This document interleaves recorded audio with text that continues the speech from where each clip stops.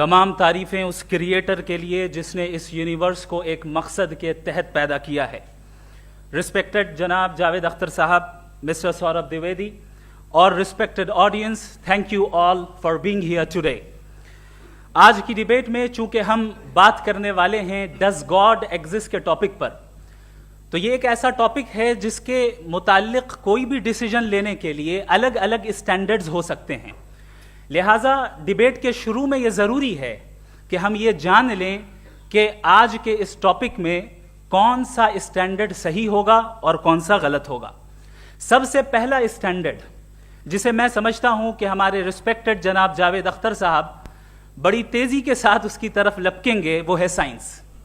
जबकि साइंस दर हकीकत खुदा के एग्जिस्टेंस को डायरेक्टली साबित करने या उसके एग्जिस्टेंस को डिनाई करने के लिए स्टैंडर्ड नहीं बन सकती।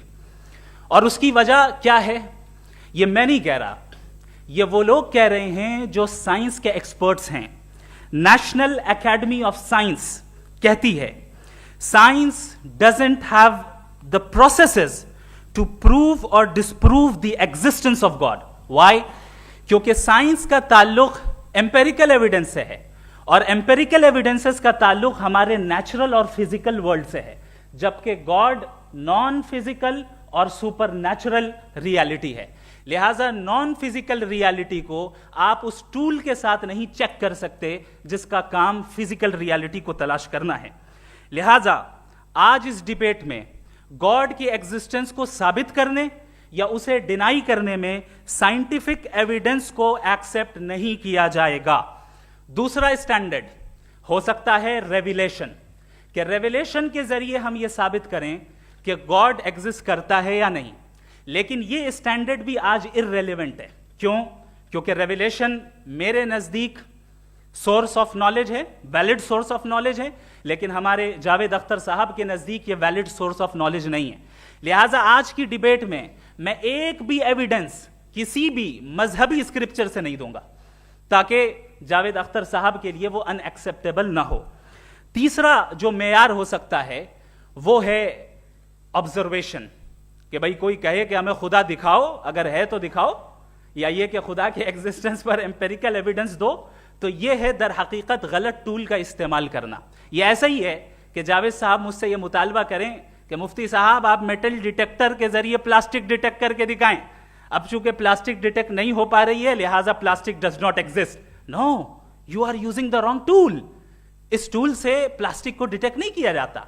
लिहाजा मैं समझता हूं कि गॉड के एग्जिस्टेंस पर एम्पेरिकल एविडेंस का मुतालबा करना एक बचकाना मुतालबा है और हमारे रिस्पेक्टेड जनाब जावेद अख्तर साहब इस स्टेज से अब बहुत आगे निकल चुके हैं। अब बचता है एक ही स्टैंडर्ड, और वो स्टैंडर्ड है अक्ल, लॉजिक, रीजनिंग। और यही वो स्टैंडर्ड है जिसके तहत गॉड की एग्जिस्टेंस को साबित किया जाएगा या गॉड की एग्जिस्टेंस को डिनाई किया जाएगा। लेकिन चूंकि ये बहुत इंपॉर्टेंट और सेंसिटिव टॉपिक है, इसलिए लॉजिकल आर्ग्यूमेंट भी ऐसा होना चाहिए जो डेफिनेटिव हो, इनडेफिनेटिव ना हो, जो 2 और 2 4 की तरह बिल्कुल वाजे हो, जिसे लॉजिकली रिजेक्ट करना पॉसिबल नहीं हो। फॉर एग्जाम्पल हम कहें हमारे रिस्पेक्टेड मिस्टर सौरभ साहब, ये एक इंसान है और तमाम इंसान कॉन्शियस बीइंग है। लिहाजा नतीजा क्या निकला, हमारे सौरभ साहब भी कॉन्शियस बीइंग है। क्या ये इनडेफिनेट आर्ग्यूमेंट है या डेफिनेट आर्ग्यूमेंट है? ये डेफिनेट आर्ग्यूमेंट है। ये 2 और 2 की तरह वाजे है, इसमें किसी तरह जो है लॉजिकली इसको रिजेक्ट नहीं किया जा सकता। तो अगर आज हमारे जावेद अख्तर साहब ऐसी कोई अकली दलील और लॉजिकल एविडेंस दें खुदा के ना होने पर जो डेफिनेट भी हो, तो मैं ये ऐलान करता हूं कि यकीनन मैं उस एविडेंस को कबूल करूंगा और उस पर गौर करूंगा। लेकिन साथ में यह भी ऐलान कर देता हूं प्रेडिक्शन के तौर पर कि ऐसा कोई डेफिनेट आर्ग्यूमेंट कोई नहीं पेश कर सकता। दलील हम देंगे और डेफिनेटिव दलील देंगे, लॉजिकल दलील देंगे, ऐसी दलील देंगे जो एंटायर एथिस्टिक वर्ल्ड उसे रेफ्यूट नहीं कर सकती। चलें अब हम एक एग्जाम्पल सोचते हैं, एक सिनेरियो, सिंपल सिनेरियो, तमाम ऑडियंस से गुजारिश है, हम और आप एक आइसोलेटेड आइलैंड पर हैं, ऐसा आइलैंड जहां पे हमसे पहले कोई कभी नहीं गया। चलते चलते आपके सामने अचानक आपने देखा एक पिंक कलर की बॉल पड़ी हुई है, सबसे पहला सवाल आपके जहन में क्या आएगा कि ये बॉल यहां क्यों आई, कैसे आई, ये पिंक कलर की ही क्यों है, कोई और कलर भी हो सकता था, ये इसी शेप में क्यों है, कोई और शेप भी हो सकता था। नेचुरली आप इस तरफ पहुंचेंगे कि कोई ना कोई है जिसने इन स्पेसिफिक प्रॉपर्टीज के साथ इस बॉल को बनाया है और यहां पे रखा है। चूंकि आप जानते हैं कि ये जो बॉल है इसका एग्जिस्ट करना जरूरी नहीं है, ये एग्जिस्ट कर भी सकती थी, नहीं भी कर सकती थी, और एग्जिस्ट करना ही था तो किसी और फॉर्म में करती, किसी और कलर में करती। अब आप इस बॉल को एक्सपैंड करते चले जाएं, एक्सपैंड करते चले जाएं, एक्सपैंड करते चले जाएं, यहां तक कि ये बॉल यूनिवर्स के साइज की हो जाए। बताइए कि क्या साइज के बढ़ जाने से सवाल बदल जाएगा? हरगिज नहीं बदलेगा। अभी भी सवाल रहेगा, ये यूनिवर्स कहां से आया, इन स्पेसिफिक प्रॉपर्टीज के साथ कहां से आया, क्यों आया, किसने बनाया, यह सवाल उस वक्त भी वैलिड रहेगा। लेकिन यह सवाल अगर हम जनाब जावेद अख्तर साहब से करें तो चूंकि इनका वर्ल्ड व्यू एथिस्टिक है, और सिर्फ इनका नहीं, मतलब जितने भी एथिस्ट हैं और एथिस्टिक वर्ल्ड व्यू को रखने वाले से अगर आप ये सवाल करें कि ये यूनिवर्स कहां से आया, तो इनका जवाब या तो आर्ग्यूमेंट फ्रॉम इग्नोरेंस होगा या डॉगमेटिक होगा। या तो ये कहेंगे कि मुझे नहीं पता कि ये कहां से आया, लिहाजा गॉड डज नॉट एग्जिस्ट, ये आर्ग्यूमेंट फ्रॉम इग्नोरेंस है, या ये कहेंगे कि ये यूनिवर्स खुद ब खुद बन गया। इसका मतलब ये है कि उस बॉल को भी खुद ब खुद बन जाना चाहिए, लेकिन बॉल के ताल्लुक से ये एक्सप्लेनेशन एक्सेप्ट नहीं की जाएगी कि ये खुद ब खुद बन गई, लेकिन यूनिवर्स के ताल्लुक से कर दिया जाएगा। इसे हम दूसरे अल्फाज में डॉगमा भी कह सकते हैं। दूसरी चीज, हमारे जावेद अख्तर साहब जरूर गॉड ऑफ गैप्स की मिसाल भी जरूर देंगे, और मिसाल देंगे कि पहले जमाने में बिजलियां कड़कती थी तो लोगों ने किसी एक खुदा की तरफ, और बारिश होती थी तो दूसरे खुदा की तरफ मंसूब कर दिया, उनके पास दलील नहीं थी। यह हमारा वर्ल्ड व्यू है ही नहीं, यह हमारा वर्ल्ड व्यू है ही नहीं, क्योंकि नेचुरल फेनोमेना के प्रोसेस की इंटरप्रिटेशन को जान लेने से यह कहां से साबित हो गया कि गॉड एग्जिस्ट नहीं करता है। इस पर मैं इंशाअल्लाह अभी आगे बात करूंगा। आप हजरात ये भी देखेंगे, और मैं ये एक्सपेक्ट करता हूं कि हमारे रिस्पेक्टेड जनाब जावेद अख्तर साहब जरूर इमोशनल आर्ग्यूमेंट्स भी देंगे, जो कि एक लॉजिकल फेलेसी है जब बात आती है ट्रुथ को डिसाइड करने में। क्यों? मिसाल के तौर पर वो कहेंगे कि अगर गॉड है तो ईविल क्यों एग्जिस्ट करता है, जबकि मैं कहता हूं ईविल का एग्जिस्ट करना गॉड के एग्जिस्ट करने की दलील है, उसके खिलाफ नहीं है। चूंकि अगर गॉड है तो हम सब उसके सामने अकाउंटेबल हैं, और अगर हम अकाउंटेबल हैं तो अकाउंटेबिलिटी के लिए ईविल का मौजूद होना जरूरी है, उसके बगैर हम अकाउंटेबल नहीं हो सकते। और अगर हम अकाउंटेबल नहीं हैं तो हम जनाब जावेद अख्तर साहब से पूछेंगे कि आप बताएं कि फिर सफरिंग इस दुनिया में क्यों है? अगर खुदा नहीं है तो सफरिंग क्यों है? और उन लोगों के जज्बे का क्या जिनके अंदर सफरिंग के बाद इंतकाम लेने का जज्बा पाया जाता है और वो इस दुनिया से ऐसे ही चले गए, क्या उनकी सारी तकलीफें बेकार चली जाएंगी? अब आ जाएं उसी एग्जाम्पल की तरफ कि बॉल, मुझसे अगर कोई पूछे इस बॉल को किसने बनाया, और या इस एक्सपेंडेड बॉल को किसने बनाया, मैं कहूंगा कि चूंकि ये यूनिवर्स और इस यूनिवर्स की तमाम चीजें कॉन्टिंजेंट हैं। कॉन्टिंजेंट होने का मतलब ये होता है कि जो अपने एग्जिस्टेंस पे किसी के ऊपर डिपेंड करती हो, तो जाहिर है ये यूनिवर्स कॉन्टिंजेंट है। और अगर कोई चीज कॉन्टिंजेंट नहीं है तो मैं रिक्वेस्ट करूंगा कि मुझे दिखा दें कि कौन सी चीज यूनिवर्स में कॉन्टिंजेंट नहीं है, हम भी जरा गौर कर लें और हम भी देख लें। और जब कॉन्टिंजेंट चीजें मौजूद हैं तो फिलोसोफर्स की इस्तिलाह के मुताबिक, हम उस टर्मिनोलॉजी के मुताबिक हम उस जगह तक पहुंचते हैं और उस हस्ती तक पहुंचते हैं जिसे नेसेसरी बीइंग कहा जाता है, कि ये वो नेसेसरी बीइंग है जिसका मौजूद ना होना नामुमकिन हो। क्योंकि अगर ये मौजूद ना हो तो सारी चीजें एग्जिस्टेंस में आएंगी ही नहीं, और ये सारी कॉन्टिंजेंट चीजें उसी के ऊपर डिपेंड करती हैं। अब अगर आप ये सवाल करते हैं कि फिर उस हस्ती को किसने बनाया, फिर उसका कॉज क्या है, फिर उसका कॉज क्या है, फिर उसका कॉज क्या है, और एंडलेसली चले जाएं, इसे हम कहते हैं इन्फिनिट रिग्रेस ऑफ कॉजेस, जो कि लॉजिकल फेलेसी है। कॉन्सेप्चुअली इन्फिनिटी पॉसिबल है। मिसाल के तौर पे न्यूमेरिकल्स 1 2 3 गिनते चले जाएं, इन्फिनिट नंबर्स हैं। मैं कॉन्सेप्चुअली बात नहीं कर रहा, प्रैक्टिकली रियलिटी में साबित करके दिखाएं कि infinite regress of causes possible हैं या नहीं। अगर पॉसिबल हैं तो हम मान लेंगे, मिसाल दे दें, और पॉसिबल नहीं है तो एक ही ऑप्शन बचता है जिसे हम कहते हैं नेसेसरी बीइंग। ऐसी नेसेसरी बीइंग जो इंडिपेंडेंट है, क्योंकि अगर वो डिपेंडेंट हुई तो वो नेसेसरी नहीं रहेगी। ऐसी इंडिपेंडेंट बीइंग जो इटर्नल है, अगर वो इटर्नल नहीं होगी, उसकी बिगिनिंग होगी तो वो खुद कॉन्टिंजेंट है। ऐसी बीइंग जो पावरफुल है, क्योंकि कॉन्टिंजेंट को एक्चुअलाइज करने के लिए पावर चाहिए। ऐसी बीइंग जो इंटेलिजेंट है और नॉलेजेबल है, क्योंकि ये यूनिवर्स स्पेसिफिक फॉर्म और स्पेसिफिक लॉज ऑफ नेचर के तहत प्रिसाइजली चल रहा है। Thank you. थैंक यू मुफ्ती साहब। मैं इन दलीलों के बाद जावेद अख्तर साहब से गुजारिश करूंगा, आप बैठ के बोलना चाहेंगे या वहाँ जी।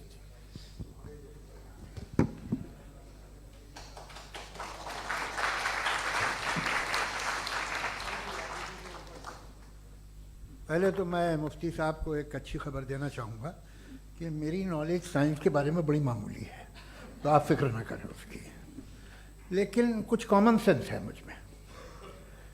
देखिए, ये खुदा का तस्वुर कोई नया तस्वुर नहीं है, ये सदियों से रहा है। ये कुछ रिलीजन 3000 साल पुराने होंगे, 4000 साल पुराने होंगे, लेकिन इंसान कोई 10,000 12,000 साल से एग्जिस्ट करता है होमोसेपियन की शक्ल में, और हमेशा कुछ ना कुछ मज़हब रहे। ये मज़हब जाहिलों के नहीं थे, ये मज़हब एक ऐसी ग्रीक सोसाइटी के थे जहाँ बड़े बड़े फिलोसफर्स पैदा हुए। ये मज़हब इजिप्शियंस के थे जिन्होंने पिरामिड्स बनाए थे। ये रोमन्स के थे कि जिनका आर्किटेक्चर और सेनेट यानी पहली बुनियाद डेमोक्रेसी की लिमिटेड थी, मगर डेमोक्रेसी थी, ये उन लोगों ने किए थे। तो इनका जो जुपिटर था, रा था, ज़्यूस था, उन्हें उस पर इतना ही एतमाद था जितना आज किसी मजहबी आदमी को अपने खुदा पे होगा। क्रिश्चियनिटी आने से पहले यूरोप में एक मज़हब था जर्मेनिक रिलीजन। उसका एक खुदा था, उसकी एक बीवी थी, उसके 2 बेटे थे, एक बेटी थी। फिर जर्मनी में जब यूरोप में क्रिश्चियनिटी आई तो वो खुदा, उसकी बीवी और पूरे ख़ानदान चला गया। तो हमने, अगर हम हिस्ट्री देखें तो खुदा जो हैं वो ज़्यादातर फ़नी हैं, वो हमेशा रहे नहीं। और वो जो लोग इन्हें मानते थे उनको आप कहें वो तो जाहिल थे, उन्हें तो कुछ पता ही नहीं था, ऐसा नहीं है। वो अपने वक्त में बड़े काबिल लोग थे और अपने वक्त में उन्होंने बड़े बड़े काम किए हैं, फिलोसफर्स थे, साइंटिस्ट थे, लेकिन उनका मज़हब कहाँ गया, उनके खुदा कहाँ गए? आज जो खुदा हैं दुनिया में लोग उन्हें मानते हैं। आपको क्या मालूम कि कितने बरसों के बाद क्या होने वाला है? हम यूरोप में देखते हैं तो चर्च खाली हैं। तो वक्त के साथ चीज़ें बदलती हैं। जहाँ तक इसका ताल्लुक़ है मज़हबों का, हर मज़हब आपसे एक चीज़ मांगता है, फेथ। ये फेथ क्या चीज़ होती है? What is the difference between faith and belief? ये तो बहुत ही अहमखाना बात होगी कि कोई आदमी कहे साहब अगर खुदा है तो मुझे दिखाइए। ये तो जाहिलाना बात हुई। मैंने तो नॉर्थ पोल नहीं देखा है, मगर मैं मानता हूँ कि नॉर्थ पोल है। मैं क्यों मानता हूँ? इसलिए कि अगर ये दुनिया राउंड है तो उसका कोई टॉप होगा। कुछ लोग हैं जो वहाँ गए भी हैं, कॉमन सेंस कहता है कि ऐसा होगा, सबूत है, गवाह है, रीज़न है। तो ये मेरा फेथ नहीं है। तो फेथ में और बिलीफ में डिफरेंस क्या है? जो मजहब मांगता है आपसे, हर मजहब फेथ मांगता है। फेथ का मतलब ये है कि ना कोई गवाह हो, ना कोई सबूत हो, ना कोई रैशनल हो, ना कोई लॉजिक हो, ना कोई प्रूफ हो, मगर तुम एक बात को मानो। ये है फेथ। वरना बिलीफ होता। अगर इसमें कुछ भी सबूत होते, गवाह होते, तो फिर इसे आप बिलीफ कहते। जैसे मेरा बिलीफ है कि नॉर्थ पोल है, मेरा फेथ थोड़ी है। फेथ इन तमाम शर्तों को रद्द करता है। तो फिर स्टुपिडिटी क्या है? अगर मैं एक बात ऐसी मानूं जिसकी ना कोई लॉजिक है, ना कोई रैशनल है, ना कोई प्रूफ है, ना कोई गवाह है, ना कोई सबूत है, और मैं उसे मानूं, तो ये स्टुपिडिटी हुई। इसे ही भाई कल को मैं यकीन कर लूं कि एलॉन मस्क जो है मेरा भाई है, तो मुझे इंतहाई खुशी होगी, सुकून भी बहुत मिलेगा मुझे। लेकिन और कहे भाई क्यों मानते हो, क्या सबूत है? भाई वो तो अमेरिकन है और तुम तो इंडियन हो, वो तो नस्ल अलग है, तुम्हें कभी मिले भी नहीं। साहब देखिए, मेरा फेथ है, इस पर बात न किया। फेथ का मतलब ही यह है कि आप प्रूव नहीं कर सकते। अगर आप प्रूव कर सकते हो तो फेथ की जरूरत ही नहीं, फिर तो आप बात करेंगे, आप कितनी बहस कर लीजिए। अल्टीमेटली दुनिया का हर मजहब फेथ पे टिका है, और फेथ का मतलब है एक ऐसा यकीन जिसका कोई सबूत, कोई गवाह, कोई रैशनल नहीं। अब आप ये कहें, क्या आप ये क्यों कह रहे हैं कि साहब ये कायनात किसने बनाई? कमाल ये है कि आपने बताया कि एक आइलैंड पे गए और एक बॉल देखी। आपने ये नहीं कहा कि आइलैंड किसने बनाया, आपको सिर्फ बॉल पे हैरत हुई। हमने आइलैंड पे हमने हैरत नहीं की, होते हैं आइलैंड। इसी तरह ये आइलैंड है, सितारे, ये गैलेक्सीज, ये सब आइलैंड हैं, खला में। हम उन्हें टेकन फॉर ग्रांटेड लेते हैं, हम पूछते नहीं किसने बनाए। आपने जजीरे के बारे में भी नहीं पूछा है। मेरी पैदाइश कैसे हुई? क्या मैं प्लान्ड पैदा हुआ था? I was plan to be born, या एक लकी स्पर्म था जो किसी एक से चिपक गया? मेरी पैदाइश रैंडम। और इंसाफ जिसे आप कहते हैं, इंसाफ का तो नेचर से कोई वास्ता ही नहीं। जो आप कहते हैं कि एक दिन इंसाफ मिलेगा, इंसाफ is a human concept, nature में कोई इंसाफ नहीं। अगर शेर हिरन को खा जाता है तो उसे कोई सजा नहीं मिलती। अगर एक आंधी आती है और हरे भरे पेड़ों को उखाड़ के फेंक देती है तो आंधियों की जेल नहीं होती है। नेचर में इंसाफ नहीं, इसलिए मुझे नेचर को इंसाफ की जरूरत भी नहीं। नेचर तमाम एक है। अब हम कहें कि साहब ये देखिए जो मैंने खाना खाया था, ये मेरी आंख तो नहीं यूं कर दिया उसे, तो इसे सजा मिलनी नहीं, वो सिस्टम है, ऐसे ही चल रहा है। नेचर बगैर इंसाफ के है। इंसाफ इज अ ह्यूमन कॉन्सेप्ट। तो जो आपसे कहता है कि मैं तुम्हें इंसाफ दूंगा, वो इंसानी जहन की पैदावार है। ये नेचुरल है ही नहीं, ये आसमानी है ही नहीं। नेचर का तसव्वुर, इंसाफ का तसव्वुर। भाई आप साथ मिलते हैं, अब आप लेफ्ट हैंड ड्राइव कर लें, ये क्या है? तमाम सच, तमाम नेकी, तमाम शराफत लेफ्ट हैंड ड्राइव है।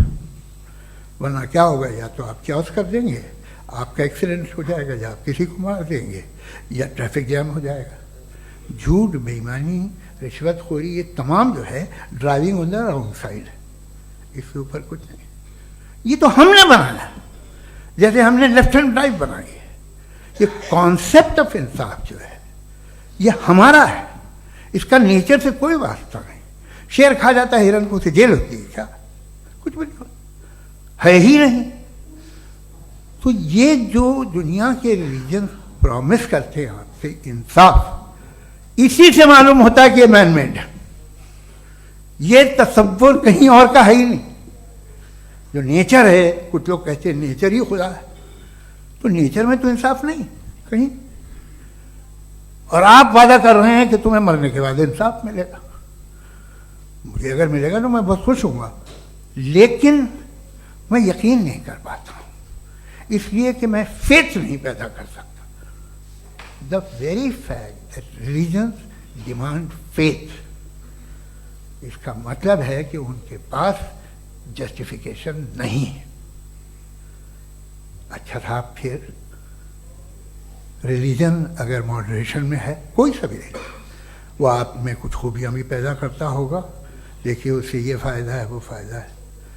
अल्कोहल जो है वो ज़्यादातर दवाओं में यूज़ होती है, और एक सर्वे किया गया था अमेरिका में कि लॉन्जिटिविटी किन लोगों की है। तो एक तरफ वो लोग थे जो शराब पीते ही नहीं थे, और एक तरफ वो थे जो एक बोतल शराब रोज पीते थे। सबसे ज़्यादा लंबी उम्र उनकी है जो 2 पैक नाप के शराब पीते और खाना खाते हैं। मगर हम शराब को बुरा समझते हैं, मैं भी बुरा समझता हूँ। क्यों? ऐसा होता नहीं। कुछ चीज़ों में आदत होती है जो बढ़ती है। आज तक में एक आदमी दूध पीता है, आप 10 साल बाद भी मिलेंगे तो एक ही गिलास पीता होगा। ऐसा नहीं होता, सुबह से दूध पीता रहता है।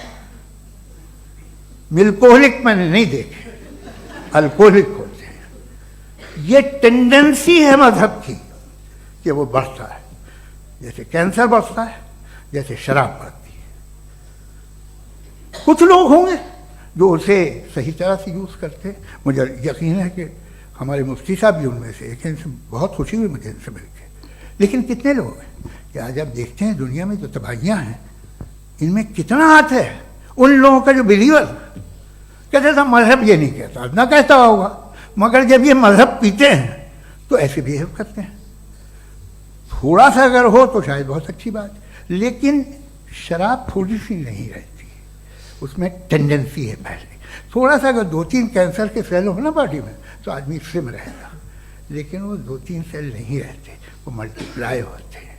जावेद साहब टाइम पूरा हो गया। टाइम हो गया, तो बस बात खत्म हो गई। अच्छा, मुझे कुछ और कहने को था भी नहीं। जी, मैं पहले जवाबी दौर के लिए इनवाइट कर रहा हूं मुफ्ती साहब को। Your rebuttal round 1, you have 7 minutes.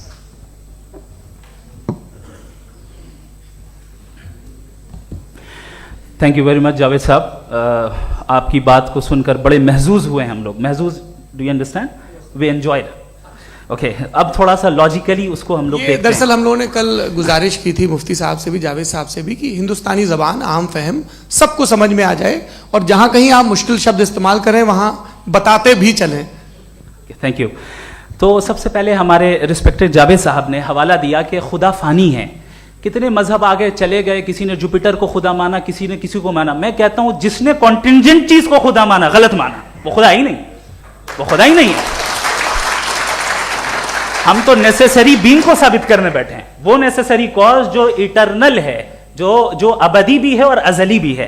हम किसी और को साबित करने नहीं बैठे। दूसरी चीज उन्होंने कहा कि फेथ एंड बिलीफ, ये एक ऐसी डेफिनेशन है फेथ की जो इन्होंने पहली मर्तबा पेश की है, या माफ कीजिएगा, इन्होंने पहली मर्तबा पेश नहीं की है, रिचर्ड डॉकिंस ने पहली मर्तबा पेश की है। मुझे मालूम है ये सोर्स कहां से है। एपिस्टेमोलॉजिकली फेथ और बिलीफ का फर्क आप इस तरह नहीं कर सकते सर। फेथ सही भी होता है, गलत भी होता है, बिलीफ सही भी होता है, गलत भी होता है। जो लॉजिक, रीजन और एविडेंस से बैक्ड होगा वो फेथ सही होगा। और आप जिस फेथ की बात कर रहे हैं कि इलॉजिकल है और उसके पीछे नहीं है, तो we are on the same page.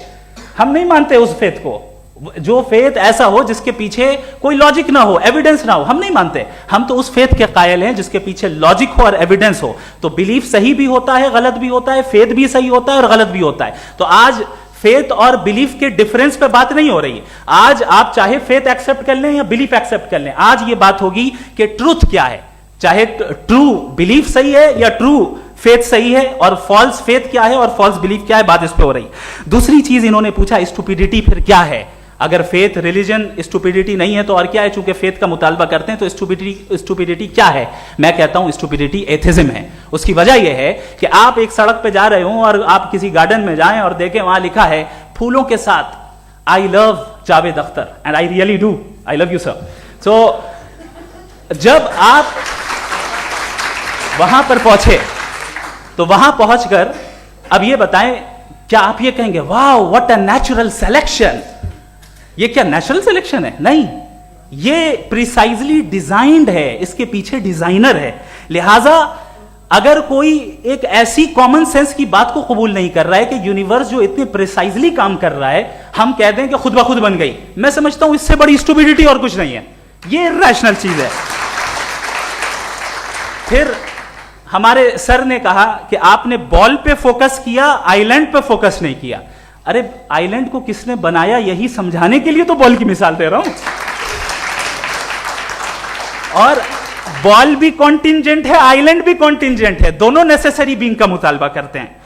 आगे इन्होंने कहा कि नेचर में कोई इंसाफ नहीं है, हम डिसाइड करते हैं कि मोरालिटी क्या होती है, इंसाफ क्या होता है, हम डिसाइड करते हैं। जैसे ड्राइविंग सीट में ट्रैफिक वाला, ये तो किसी खुदा ने नहीं कहा, ये है, इसे कहते हैं फॉल्स इक्विवेलेंस, ये एक लॉजिकल फेलेसी है। आपने जो है मिसाल दी ड्राइविंग की और ट्रैफिक की, ये सब्जेक्टिव मोरालिटी है। आप सब्जेक्टिव मोरालिटी को मिसाल बनाकर ऑब्जेक्टिव मोरालिटी के ऊपर नहीं थोप सकते। इंसाफ की ऑब्जेक्टिव मोरालिटी। अगर आप ये कहते हैं कि नेचर में इंसाफ नहीं है, तो इंसाफ का न होना ये नेचुरल हुआ, तो फिर नेचर को नेचर रहने दे, क्यों हम इतना स्ट्राइव कर रहे हैं दुनिया में इंसाफ लाने के लिए? ये तो इलॉजिकल बात है, इरैशनल बात है। इसलिए बहुत सी चीजें ऐसी हैं जो ऑब्जेक्टिवली जो है इविल या गुड हैं, और बहुत सी चीजें ऐसी हैं जो सब्जेक्टिवली हैं। सब्जेक्टिवली जो मोरल होता है या इमोरल होता है, उसको हम सोशल कंसेंसस से या पर्सनल प्रेफरेंस से डिसाइड करते हैं। लेकिन जो ऑब्जेक्टिव मोरालिटी है, जिसमें इंसाफ आया, जो इन्होंने बार बार रिपीट किया, ये ऑब्जेक्टिव है, सब्जेक्टिव नहीं है। अगर आप कहते हैं ये सब्जेक्टिव है, तो मेरा सवाल आपसे ये है, क्या सोशल कंसेंसस के जरिए अगर जुल्म को सही करार दे दिया जाएगा तो आप जुल्म को जस्टिफाई करेंगे? दूसरी चीज, इन्होंने ये कहा कि 2 पैक शराब पी लें तो वो उतने पे नहीं रहता, बढ़ जाता है। यही मामला मजहब के साथ है, 2 पैक आप पी लें बढ़ेगा। तो ये एक ऐसी मिसाल है, इसको कहीं भी फिट कर लें कि आप एथिज्म पे जब फिट करें, जब आप 2 पैक एथिज्म का लेंगे ना, तो वो बढ़ बढ़ के नॉर्थ कोरिया बनेगा। Thank you.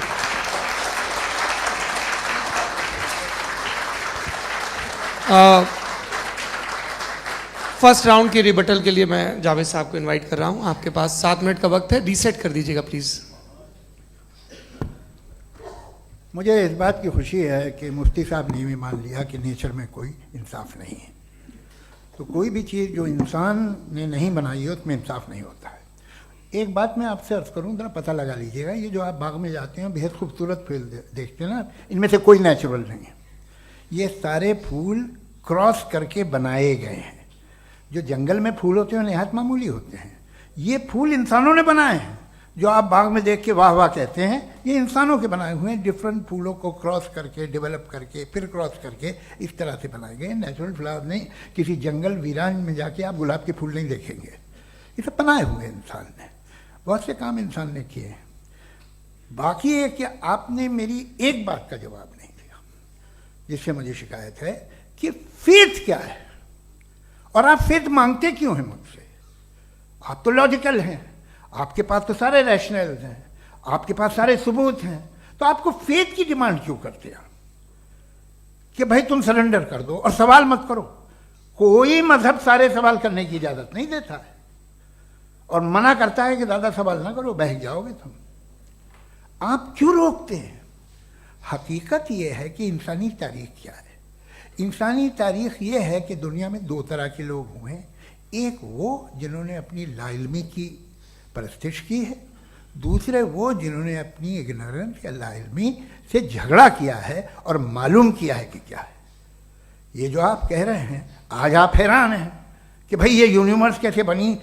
लोग हैरान थे कि सूरज डूबता है तो इधर से कैसे निकलता है। और आप एक कदम जाके हमेशा का मानने को तैयार है, एक कदम पीछे ही मान जाइए। भाई आप इसके बाद जाते हो, कहते सवाल ना करना कि ये कहाँ से आया, ये पावर तो हमेशा से हमेशा रहेगी। तो आप यूनिवर्स के बारे में मानने में क्या तकलीफ है? एक कदम पहले रुक जाइए। ये हमेशा से थी या नहीं थी, हमें मालूम नहीं है। और ये कहना कि हमें मालूम नहीं है, कमाल ये है कि दुनिया के सारे मजहब सब जानते हैं ये दुनिया कैसे बनी थी, कैसे मिटेगी, मरने के बाद क्या होगा, इनको सब इल्म है। इनको किसी को डायनासोर होते थे पहले ये नहीं पता था, किसी को नहीं पता। किसी भी दुनिया की मजहबी किताब में डायनासोर का जिक्र नहीं है। लेकिन बाकी सब बातें, how to make universe in 4 easy lessons and बाकी सब पता है। जिसको सब पता है वो गड़बड़ है। हम में ये इंकिसार, ये ह्यूमिलिटी होनी चाहिए कि हम ये कहें कि हमें ये बहुत सारी बातें नहीं मालूम, लेकिन हम उनकी परस्तिश न करना, अपनी लाइल्मी को की परस्तिश न करें, हम उसे पता लगाने की कोशिश करें। जिस दुनिया में आप बैठे हैं सर, ये हॉल जो है, ये इलेक्ट्रिसिटी जो है, ये माइक जो है, जिस हवाई जहाज से आप आए थे, वो जिस कार से आप यहाँ आए हैं, ये सब उन लोगों की बनाई हुई है जिन्होंने सवाल किए थे।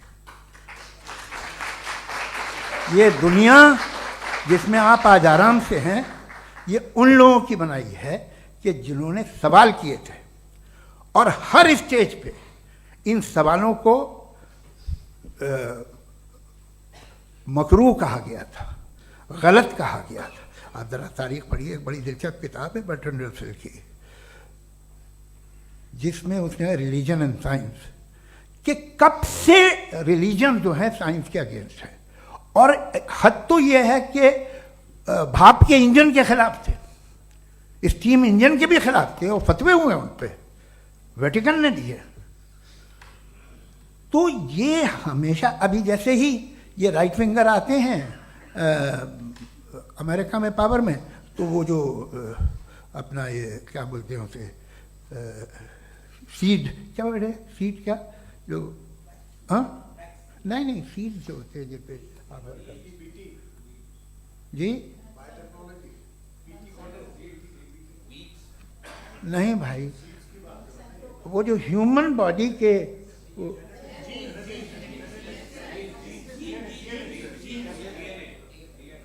उस पर रिसर्च बंद हो जाती है, रिपब्लिकन नहीं करने देते। अरे भाई इतना डर क्या है तुम्हें? एक ज़माने में बहुत नाराज थे ये सारे मजहबी लोग कि ये इंसान तो इंसान बनाने की कोशिश कर रहा है।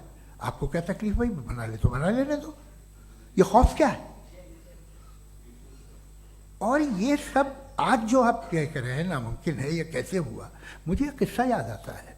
जब मैं छठी क्लास में था तो मैं मैथमेटिक्स में बहुत वीक था, तो एक टीचर रख दिया गया, उसने 1 2 3 4 5 6 7 को सिखा दिया मुझे। वो दिन मैं भूल नहीं सकता हूँ मुफ्ती साहब, जिस दिन उसने ये बताया कि 1/2 क्या होता है और 3/4 क्या होता है, मुझे ऐसा लगा कि मेरा सर बीच से फट जाएगा। ये आदमी कह रहा है कि जो दीवार के अंदर जाओ वॉक करते हुए। आज हंसता हूँ मैं इस बात पे। तो आज जो बातें आपके जहन से बिल्कुल परे हैं और आप हैरान होते हो उन्हें देख के, एक वक्त आएगा कि मामूली लगेंगे। और हुआ है, आपकी इंसानी तारीख ही है। इतनी जल्दी सारे फैसले आप मत कर लीजिए, थोड़ा ये ह्यूमिलिटी रखिए कि भाई ये हमें नहीं मालूम। ये कहने में क्या आ रहा है? ये यूनिवर्स कहाँ तक फैली, ये कब से है और कब तक रहेगी, हमें नहीं मालूम। आपने फैसला कर लिया कब बनी। ये आपके हिसाब से कोई 14 बिलियन ईयर बनी जो समझा जाता है।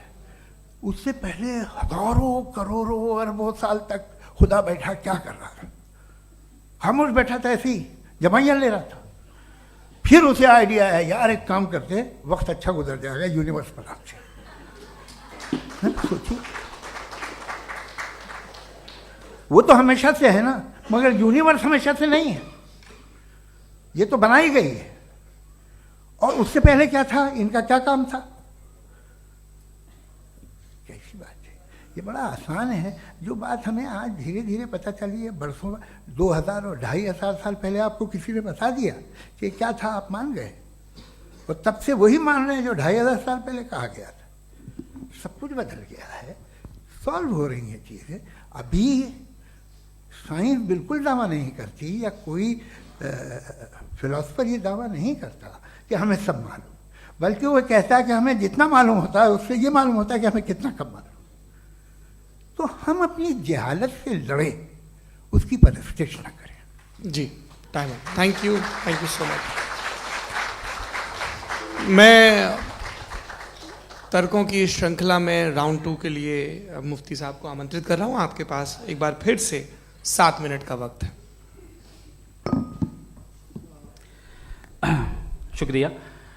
जनाब जावेद अख्तर साहब कई मर्तबा दोहरा रहे हैं कि फेथ का मतलब बताइए, फेथ का मतलब बताइए। मैंने बता दिया, फेथ सही भी होता है, गलत भी होता है। और आज हम फेथ पे बात नहीं कर रहे, हम ट्रुथ और डज गॉड एग्जिस्ट पे बात कर रहे हैं।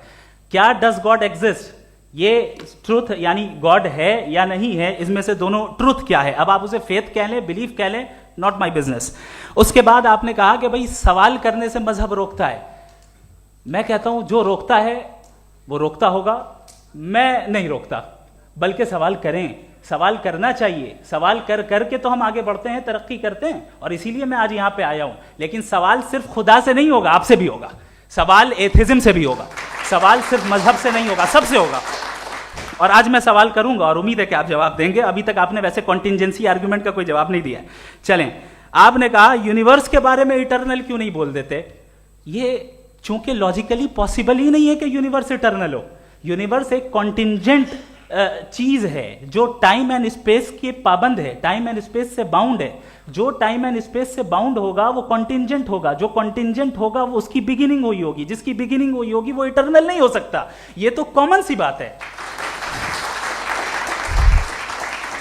आपने कहा कि किसी मजहबी किताब में डायनासोर का जिक्र नहीं है। अफसोस कि आज तक किसी मैथमेटिक्स के किताब में मुझे डायनासोर का जिक्र नहीं मिला।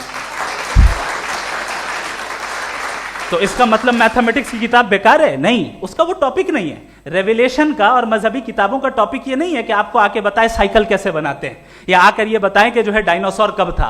वो तो मोरालिटी सिखाने आया है, गॉड के बारे में बताने आया, नॉन फिजिकल रियलिटी की हकीकत को सिखाने के लिए आया। रिलीजियन साइंस को रोकता है? नहीं रोकता। अगर रोकता है तो गलत करता है।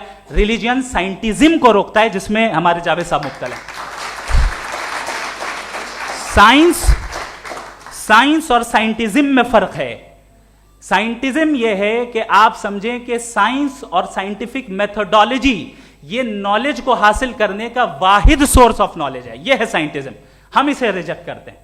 हम साइंस को तो तरक्की करते हैं, भाई आप हमारी पूरी तारीख कर लें, पढ़ लें तो आपको पता चल जाएगा। बहरहाल ये अलग टॉपिक है। उसके बाद इन्होंने एक लफ्ज कहा, वेटिकन ने फतवा दिया। वेटिकन का फतवे से कोई ताल्लुक नहीं है, दोनों कॉन्ट्राडिक्टरी अल्फाज हैं। उसके बाद उन्होंने कहा कि भाई हमें नहीं मालूम।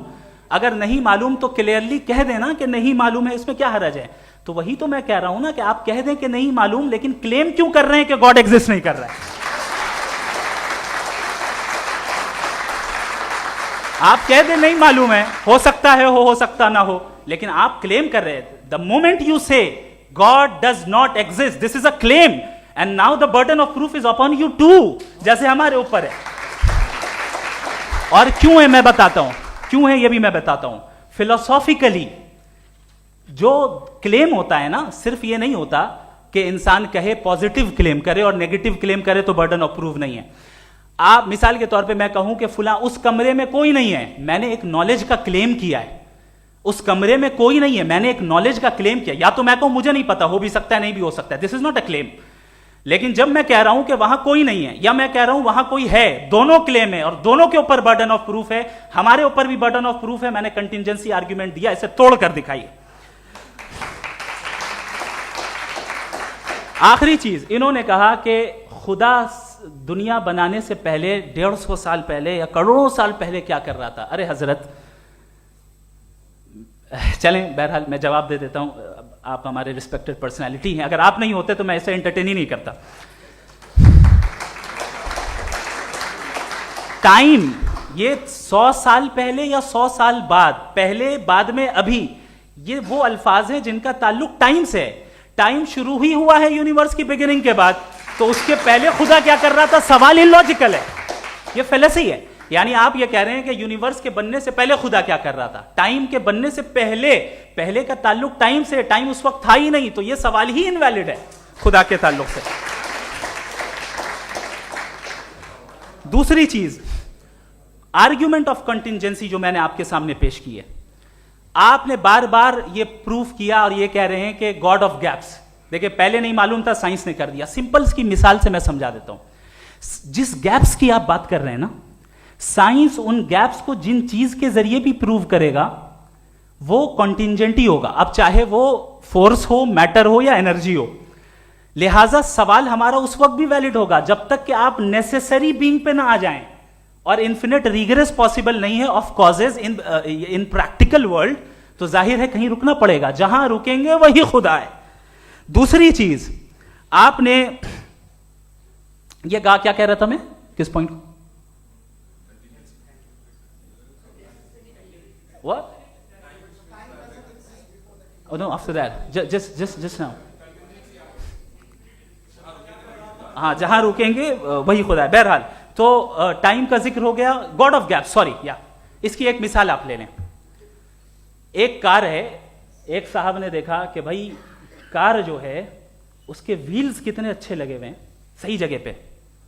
स्टीयरिंग जो है कितने अच्छे जगह पे लगी हुई है, और सीट्स कितने वेल डिजाइंड है, कितनी प्रिसाइजली ये कार काम कर रही है। तो जरूर कोई ना कोई इसे क्रिएट किया है, किसी ने क्रिएट किया है। अब जावेद साहब आए और कहे, अरे जनाब बोनेट खोलिए, इसमें इंजन है, इंजन इस कार को चला रहा है, hence prove no one has created the car. This is illogical, this is irrational. आपने इंजन के जरिए उस गैप को तो साबित किया, लेकिन क्या उससे कार की जो क्रिएशन है और उसका जो क्रिएटर है ये इम्पॉसिबल हो जाए? ऐसा पॉसिबल है? उसका सवाल खत्म हो जाए? ऐसा पॉसिबल है? नहीं। आपने गैप्स को फिल करके, कॉन्टिंजेंट चीजों से गैप्स को फिल करके हमारे ऑब्जर्वेशन को और ब्रॉड कर दिया। अब हमें और पता चल गया कि ये जो कार है इसका सिस्टम कितना ज्यादा कॉम्प्लेक्स है। पहले कम समझते थे, अब कॉम्प्लेक्सिटी और ज्यादा वाजे हो गई। अब हमें समझ में आ रहा है कि हमारी सर्टेनिटी और बढ़ गई कि जरूर इस कार को किसी ना किसी ने बनाया। यही मामला यूनिवर्स का है। साइंस हमेशा फिजिकल वर्ल्ड की चीजों को ही फिल करती जाएगी और फिजिकल चीजों से ही करती जाएगी, चूंकि एम्पेरिकल एविडेंस का ताल्लुक फिजिकल वर्ल्ड से है। आप साइंस के जरिए मेटाफिजिकल रियलिटी को कभी साबित नहीं कर सकते। ये रॉन्ग टूल का इस्तेमाल करना है। ये वही काम है कि आप मेटल डिटेक्टर से प्लास्टिक डिटेक्टर करने चलें, जो कि जाहिर है सही नहीं है। Thank you.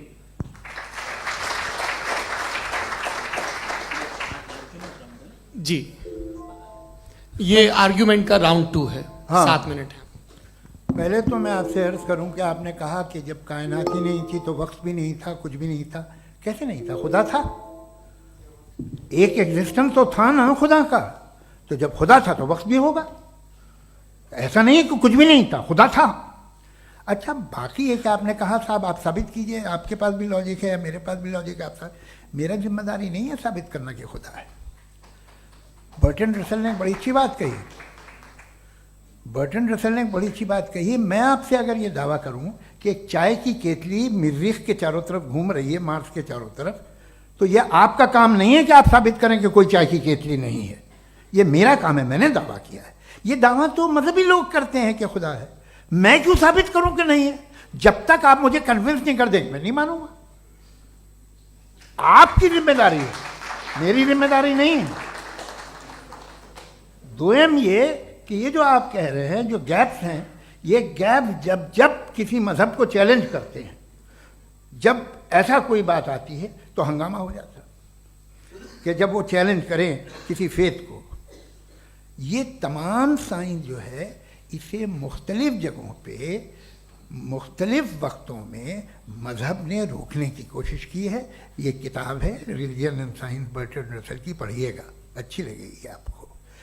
तारीख ही है साइंस, मजहब की साइंस से उसका यही रिश्ता है। अच्छा, अब ये हम सोचें कि बहरहाल ये वजूद जो है मजहब और ये बिलीव इन गॉड इंसान को बेहतर बना देता है। तो एक काम कीजिए, हिंदुस्तान वर्ल्ड का नक्शा लीजिए और मार्क कीजिए कि रिलीजन कहाँ कहाँ ज़्यादा है, कहाँ कहाँ, चाहे वो लैटिन अमेरिका हो या मिडल ईस्ट हो या फार ईस्ट हो या हिंदुस्तान के वो इलाके जहाँ मजहबियत ज़्यादा है। रख दीजिए नक्शा अलग। अब दूसरा नक्शा कि कहाँ कहाँ नाइंसाफ़ी, रिप्रेशन, औरतों के हुकूक की पामाली, जुल्म, डिक्टेटरशिप कहाँ है, नक्शा एक ही होगा। तो आप मुझे बताएं कि जो इसका तरकीब इस्तेमाल क्या है। खुदा का तरकीब इस्तेमाल तो बताइए। आप छोटी सी दवा सड़क पे बेचते हैं, उसकी भी तरकीब इस्तेमाल बताते हैं। इसके इस्तेमाल से तो फायदा नहीं हुआ किसी को। जो सारे के सारे खराब मुल्क हैं, खराब समाज है, वो सारे जुल्म खुदा के नाम पे करते हैं। वो गलत करते हैं, सही करते हैं, मुझे क्या लेना देना उससे। इस्तेमाल से मालूम होता ना। एक विस्की की बोतल कभी शायद देखी हो आपने, लाल रंग की होती है, उस पर रोशनी और छपड़ा इंतहाई खूबसूरत लगती है, क्या बिगाड़ रही है किसी का? उसका इस्तेमाल गलत है, इसलिए आप उसे नापसंद करते हैं। इसका इस्तेमाल गलत है, इस तसव्वुर का इस्तेमाल ही गलत है और हमेशा से गलत हुआ है। आप देख लीजिए, इंसानी तारीख देख लीजिए, आज देख लीजिए, हिंदुस्तान देखिए, दुनिया देख लीजिए, क्या हो रहा है। इसे कैसे इस्तेमाल कर रहे हैं फेथ वाले लोग? क्या फेयर हैं, जस्ट हैं, जो अपने खुदाओं पे यकीन रखते हैं? वो किस तरह के लोग हैं? वो लोगों को इंसाफ देते हैं, वो बेहतर इंसान बने। तो इस दवा का फ़ायदा क्या है? चलो बहुत फ़ायदा हो रहा तो मैं इस्तेमाल कर लूँगा, मैं मुझे तो इस दवा का कोई फ़ायदा दिखता ही नहीं। मुझे तो ऐसा लगता, मैं एक और बात बताऊं, अगर कोई आदमी मजहबी है और अच्छा आदमी है तो मैं उसकी बहुत इज्जत करता हूँ, इसलिए कि मेरा ख्याल है मजहबी आदमी का अच्छा होना मुझसे अच्छा होने से ज़्यादा मुश्किल है। भाई हर चीज़ की एक लिमिट है। आप इतना भाग सकते हैं, इतना नहीं भाग सकते, इतना वजन उठा सकते, इतना नहीं उठा सकते, इतना दूर देख सकते हैं, इतना दूर नहीं देख सकते। उसी तरह कॉमन सेंस कहता है कि आप में नेकी का भी एक कोटा होगा। अब आप अगर सुबह जाते हैं अपनी इबादत गाह और इबादत करते हैं तो बाहर निकलते हैं तो आप तो यही महसूस करते हैं कि आपने एक बहुत अच्छा काम किया, आपकी नेकी का एक बहुत बड़ा कोटा खर्च हो गया जिससे किसी का कोई फ़ायदा नहीं। मैं तो नहीं जाता हूँ, तो मुझे तो किसी को खाना खिलाना पड़ेगा, किसी बेवा की मदद करनी पड़ेगी। मैं अपना कोटा कैसे कंज्यूम करूँ? आप अपना कोटा सारे मजहबी लोग इंतहाई यूजलेस कामों में यूज करते हैं। उसके बाद भी अगर आप में बच्ची है थोड़ी सी शराफत, तो भाई वाह, क्या बात है।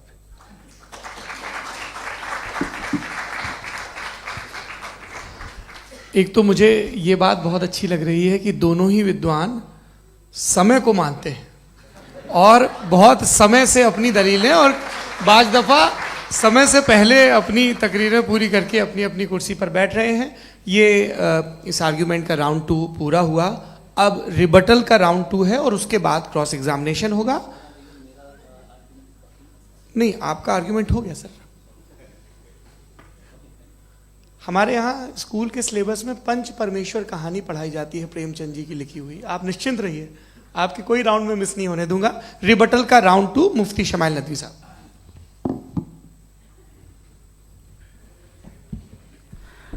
असल में जो हकीकी प्रॉब्लम है, असल प्रॉब्लम है, वो ये है कि जावेद साहब के पास कॉन्सेप्ट ऑफ गॉड क्लियर नहीं है। इन्होंने कहा कि कायनात से पहले खुदा तो था, तब भी तो टाइम होगा। ये टाइम कायनात का हिस्सा है। हम खुदा, उस खुदा को मानते हैं, नेसेसरी बीइंग का टाइमलेस होना जरूरी है, चूंकि वो टाइम का क्रिएटर है। जब उसने टाइम को क्रिएट किया तो वो खुद टाइम पे कैसे होगा? उसने जब स्पेस को क्रिएट किया तो खुद स्पेस में कैसे होगा? अगर वो टाइम एंड स्पेस को पहले से ही उसका पाबंद है तो फिर किस चीज को उसने क्रिएट किया? लिहाजा ये सवाल गलत है कि खुदा था तो टाइम होगा। बिल्कुल नहीं, टाइम के पाबंद हम हैं, खुदा नहीं है। हम फिजिकल वर्ल्ड से ताल्लुक रखते हैं, वो मेटाफिजिकल रियलिटी है। दूसरी चीज इन्होंने मिसाल दी कि चाय की केतली हवा में घूम रही होगी, और पता नहीं शायद वो बर्टन रसल का उन्होंने हवाला दिया। बहरहाल यही प्रॉब्लम है। प्रॉब्लम यही है कि हम चीजों के दरमियान डिफरेंशिएट नहीं कर पाते। ये जो आपने मिसाल दी ये इमेजिनेशन है, और मैं जो साबित कर रहा हूं वो लॉजिकल नेसेसिटी है। आप इमेजिन करने आए तो कुछ भी करें, जुपिटर में पिंक एलिफेंट होगा, यूनिकॉर्न होगा, करें, उससे कायनात पे क्या फर्क पड़ता है? उससे आप लॉजिकल नेसेसिटी साबित नहीं कर सकते। मैं तो उस प्राइम कॉज की बात कर रहा हूं, उस नेसेसरी बीइंग की बात कर रहा हूं, जिसके बगैर इस कायनात का एग्जिस्टेंस मुमकिन नहीं है। दूसरी चीज, मजहब को साइंस चैलेंज करती है वगैरह वगैरह, ये हमारा टॉपिक ही नहीं है। मैं इस पे बात करूंगा तो फिर मेरा वक्त चला जाएगा। मजहब के ऊपर चूंकि हमारी डिस्कशन नहीं है, साइंस को मजहब और बिलखुसूस मैं और हमारा वर्ल्ड व्यू कम अज कम साइंस को पीछे नहीं करता है, साइंटिज्म की मजम्मत करता है। इसकी वजाहत मैंने पहले कर दी। दूसरी चीज इन्होंने कहा वर्ल्ड का नक्शा लीजिए, वर्ल्ड मैप लीजिए, 2 अलग अलग जगह की। हजरत, मैंने ये होमवर्क किया था और मैंने मिडिल ईस्ट का एक नक्शा लिया और यूरोप का एक नक्शा लिया। ये मजहबी इलाका और ये लिबरल और एथीस्ट इलाका। मुझे पता चला कि सबसे ज्यादा रेप केसेस जो हैं वहां पर है।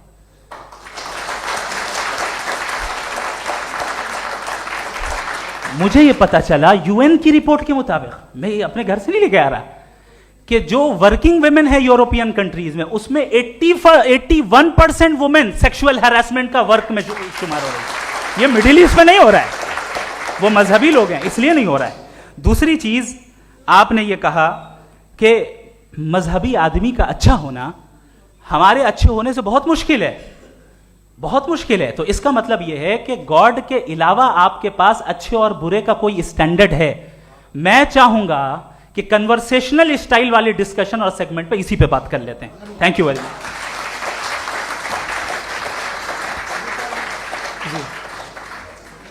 ये रिबटल का राउंड 2 है। आपके पास 5 मिनट का वक्त है और इसके बाद क्रॉस एग्जामिनेशन शुरू करेंगे। आप चाहें तो जो इन्होंने सवाल पूछे उनके जवाब आप रिबटल में भी दे सकते हैं। जी जी, देखिए, पहले तो ये बात कि ये मिसाल गलत है। इन्होंने पहले ही हमको डिसार्म कर दिया।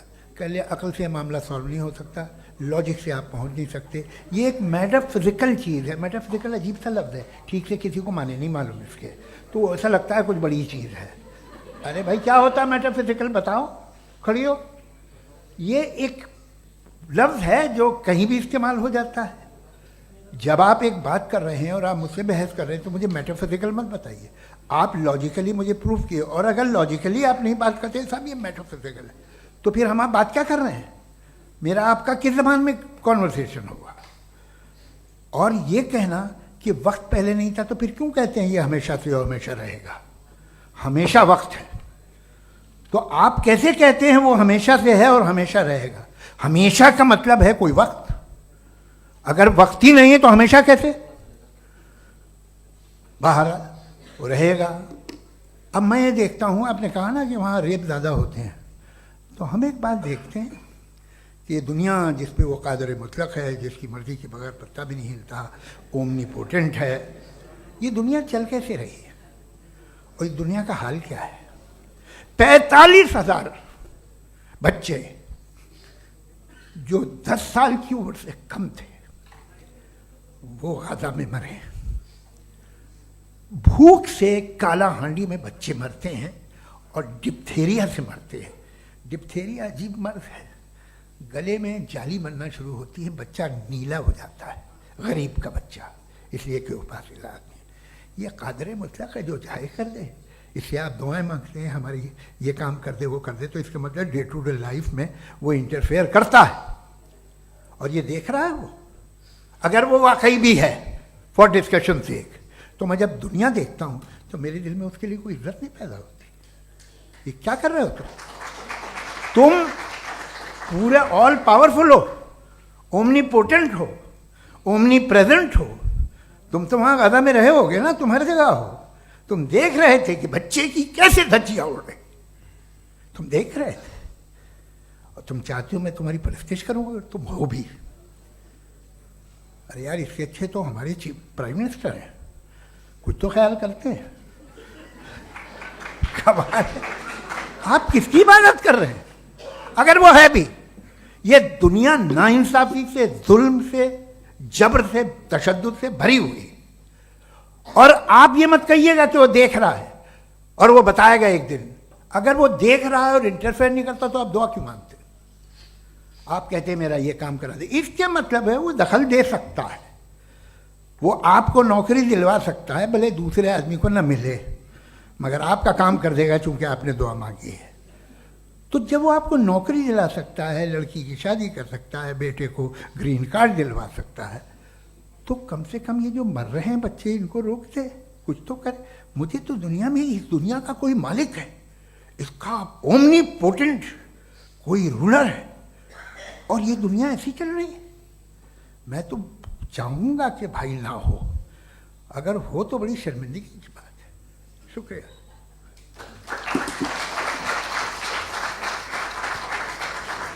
देवियों और सज्जनों, इस बहस के 2 राउंड और 2 रिबटल पूरे हो चुके हैं। अब सबसे ज़रूरी और सबसे मुश्किल राउंड शुरू हो रहा है, क्रॉस एग्जामिनेशन का। अब इन विद्वानों की सज्जनता की एक परख भी होगी और वक्त हमने 16 मिनट का तय किया है। पहला सवाल आप पूछना चाहेंगे? जी बिल्कुल। पहले बोले भी आप आप माइक ले लीजिएगा हाथ में, ये नीचे से ऑन जी। मैं बोलता हूँ, ये डायस हटा सकते हैं क्या हम थोड़ा क्विकली? डायस पीछे कर दीजिए बस थोड़ा सा, है, ताकि ये जो दाएं बाएं लोग बैठे हैं, इसे हटा दीजिए। अब हम वहाँ तो जाने वाले नहीं, आराम से आराम से, आराम से। दोनों तरफ से हटा दीजिए।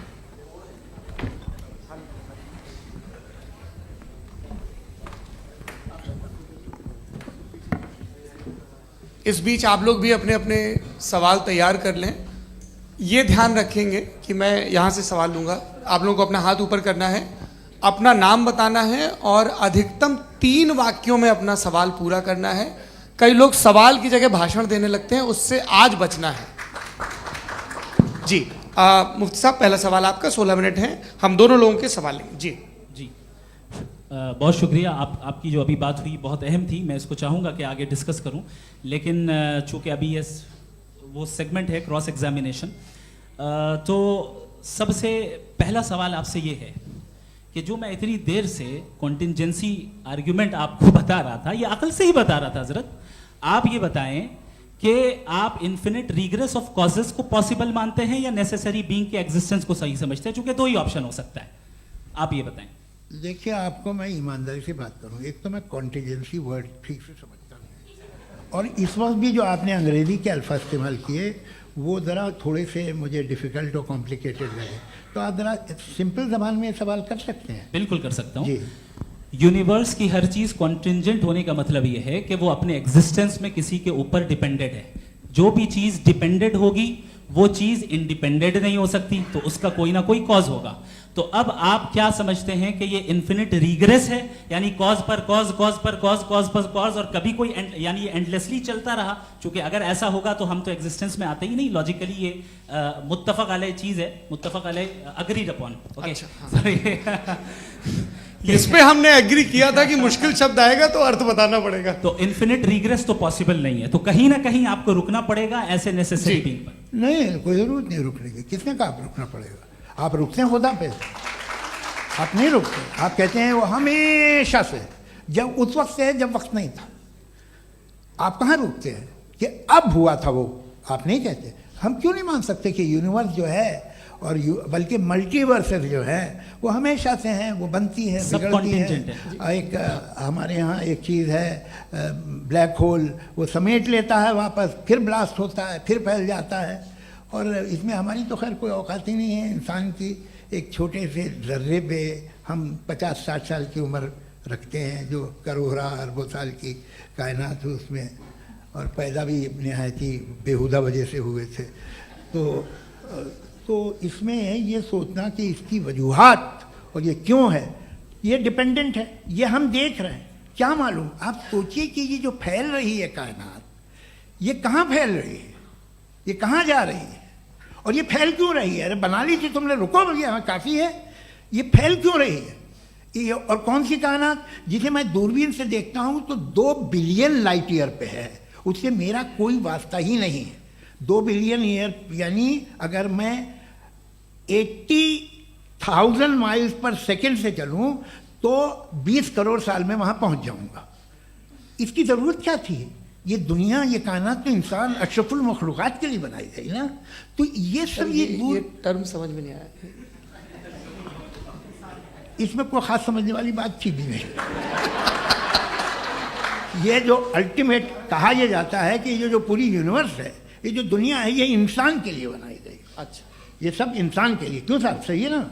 बिल्कुल, लेकिन इसका ये मतलब नहीं कि किसी चीज के पीछे रीजन आपको नहीं पता तो रीजन नहीं है। इसे कहते हैं नहीं, मुझे नहीं पता, लेकिन मेरी जिम्मेदारी नहीं है। वो बिल्कुल सही कहा था उसने, बर्टन रसल ने। आपने उसे मजाक में टाल दिया कि भाई आप एक दावा कर रहे हैं, मैं क्यों कहूं कि ये गलत है दावा? आप प्रूफ कीजिए, मेरे पे जिम्मेदारी ही नहीं है, मैंने थोड़ी कहा है। आप प्रूफ कीजिए कि ये सही है। आप आर्ग्यूमेंट ऑफ कंटिंजेंसी का जवाब ही नहीं दे रहे हैं। पूछना चाहेंगे? आप सवाल पूछना चाहेंगे मुफ्ती साहब से? क्योंकि ये क्रॉस एग्जामिनेशन का दौर है। आप जैसे पहले बोल रहे थे फेथ को लेके कुछ, मैं ये पूछना चाहूँगा कि खुदा ने जो भी रेवलेशन किए हैं, एक मज़हब के लिए बहुत से मज़हबों में किए हैं, अलग अलग रेवलेशन है। कहीं कुछ एक बातें हैं, कॉन्ट्रडिक्शन भी है आपस में, कहीं कुछ आप कर सकते हैं, कहीं कुछ नहीं कर सकते। ऐसा नहीं है कि सबकी कोड ऑफ मॉरल एक है। तो ये किस्सा क्या है? अब आप ये देखिए कि मुझे कभी कभी लगता है कि जो फुटबॉल फाइनल होता है, लाखों लोग होते हैं, फिर वो टीवी कवर कर करोड़ों लोग, अगर उसमें खुदा की एक बूमिंग आवाज़ आ जाती, मैं गॉड हूँ, तो सारे लोग अभी सुन लेते और टीवी पे भी सुन लेते, किस्सा खत्म होता। ये इतनी राजदारी क्या है कि तुम सामने कुछ तो सबूत दे दो हमें सॉलिड। ये कह साहब ये यूनिवर्स कैसे बनी, इससे मसला क्या हल होगा? मैं पूछूंगा आपसे खुदा कैसे बना? क्यों नहीं पूछूंगा कैसे बना? बल्कि वो तो कायनात से कहीं ज़्यादा इंटेलिजेंट है, कायनात से कहीं ज़्यादा कॉम्प्लेक्स। जी वो हमेशा से है, आप कहेंगे मैं मान लूँगा। अच्छा, दोयम वो कादिर मुखलक, यानी कादिर मुखलक का मतलब ओमनीपोटेंट, वो जो चाहे कर सकता है। आपको नौकरी दिलवा सकता है, आपकी अच्छी जगह शादी करवा सकता है, आपके पड़ोसी का मुकदमा हरवा सकता है, आपको जिता सकता है, सब काम करता है। थोड़ा सा माइक क्लोज। वो इस दुनिया को चला कैसे रहा है? ये दुनिया कैसे चल रही है? आपको इस पर हैरत नहीं होती? या क़यामत के बाद कभी एक जस्टिस होगा, जब ये बच्चा मर चुका होगा, जिसकी धज्जियाँ उड़ गई बम से, इसको इंसाफ मिलेगा तब? अच्छा, अब जवाब दूं? हाँ जी जी। मैं इसीलिए आप की तरफ सबसे पहले आपने रेवलेशन और स्क्रिप्चर्स की बात की, इस पे मैं बात कर सकता हूं लेकिन आज नहीं करूंगा चूंकि वक्त कम है, कभी और इस पे डिस्कस करेंगे। मैं तैयार हूं उस पे भी बात करने के लिए। ये क्योंकि अभी हमारा से topic- राउंड 2 की भूमिका तय हो रही है। Does God exist round 2? जी चूंकि आज गॉड के एग्जिस्टेंस पे बात है तो मैं उसी के रिलेटेड जो है आपके सवालात को एंटरटेन भी करूंगा और मैं भी पूछूंगा।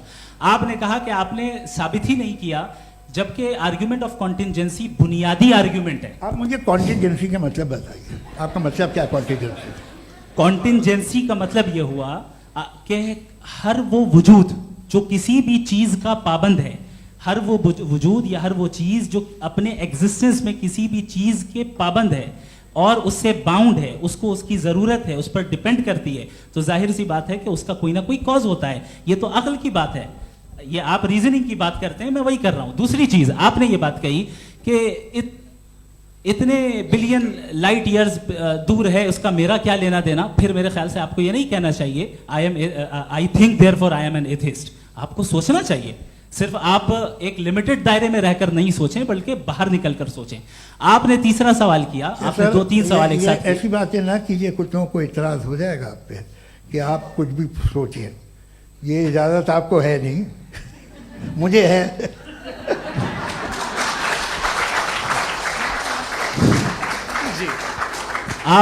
आपने प्रॉब्लम ऑफ इविल के ताल्लुक से सवाल किया और बार बार आप एक लफ्ज रिपीट कर रहे हैं कि ओमनीपोटेंट गॉड है, ऑल पावरफुल गॉड है। यही तो दरअसल समझना है कि गॉड का कॉन्सेप्ट क्या है। प्रॉब्लम ऑफ इविल जो है, प्रॉब्लम ऑफ इविल दर हकीकत 2 असम्पशंस पर कायम है। अगर आप इन 2 असम्पशंस को समझ जाएं तो ये प्रॉब्लम नहीं रहेगी, आर्ग्यूमेंट आपको समझ में आ जाएगी कि ये कोलैप्स कर जाता है।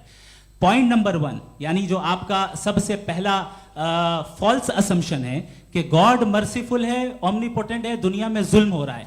लेकिन आपको यह समझना चाहिए कि हमारे वर्ल्ड व्यू के मुताबिक गॉड सिर्फ ओमनीपोटेंट और सिर्फ मर्सीफुल नहीं है, बल्कि वो ऑल वाइज भी है और वो ऑल नोइंग भी है। उसके हर काम के पीछे हिकमत और विजडम है। ये कोई जरूरी नहीं है कि वो हिकमत और विजडम आपको समझ में आए या मुझे समझ में आए।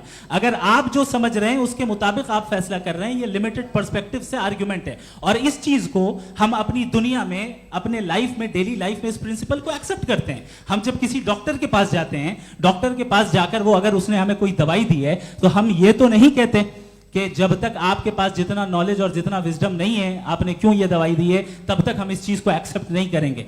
नहीं कहते, हम उसकी अथॉरिटी को तस्लीम करते हैं। क्यों? क्योंकि उसकी हम जानते हैं कि वो नॉलेजेबल है, वो विजडम वाला है, हमसे ज्यादा नॉलेज और हमसे ज्यादा विजडम है। बताएं सर। नहीं, डॉक्टर में और खुदा में बड़ा डिफरेंस है। डॉक्टर पढ़ा लिखा होता है, एक तो मैं उसकी बात सुनूंगा।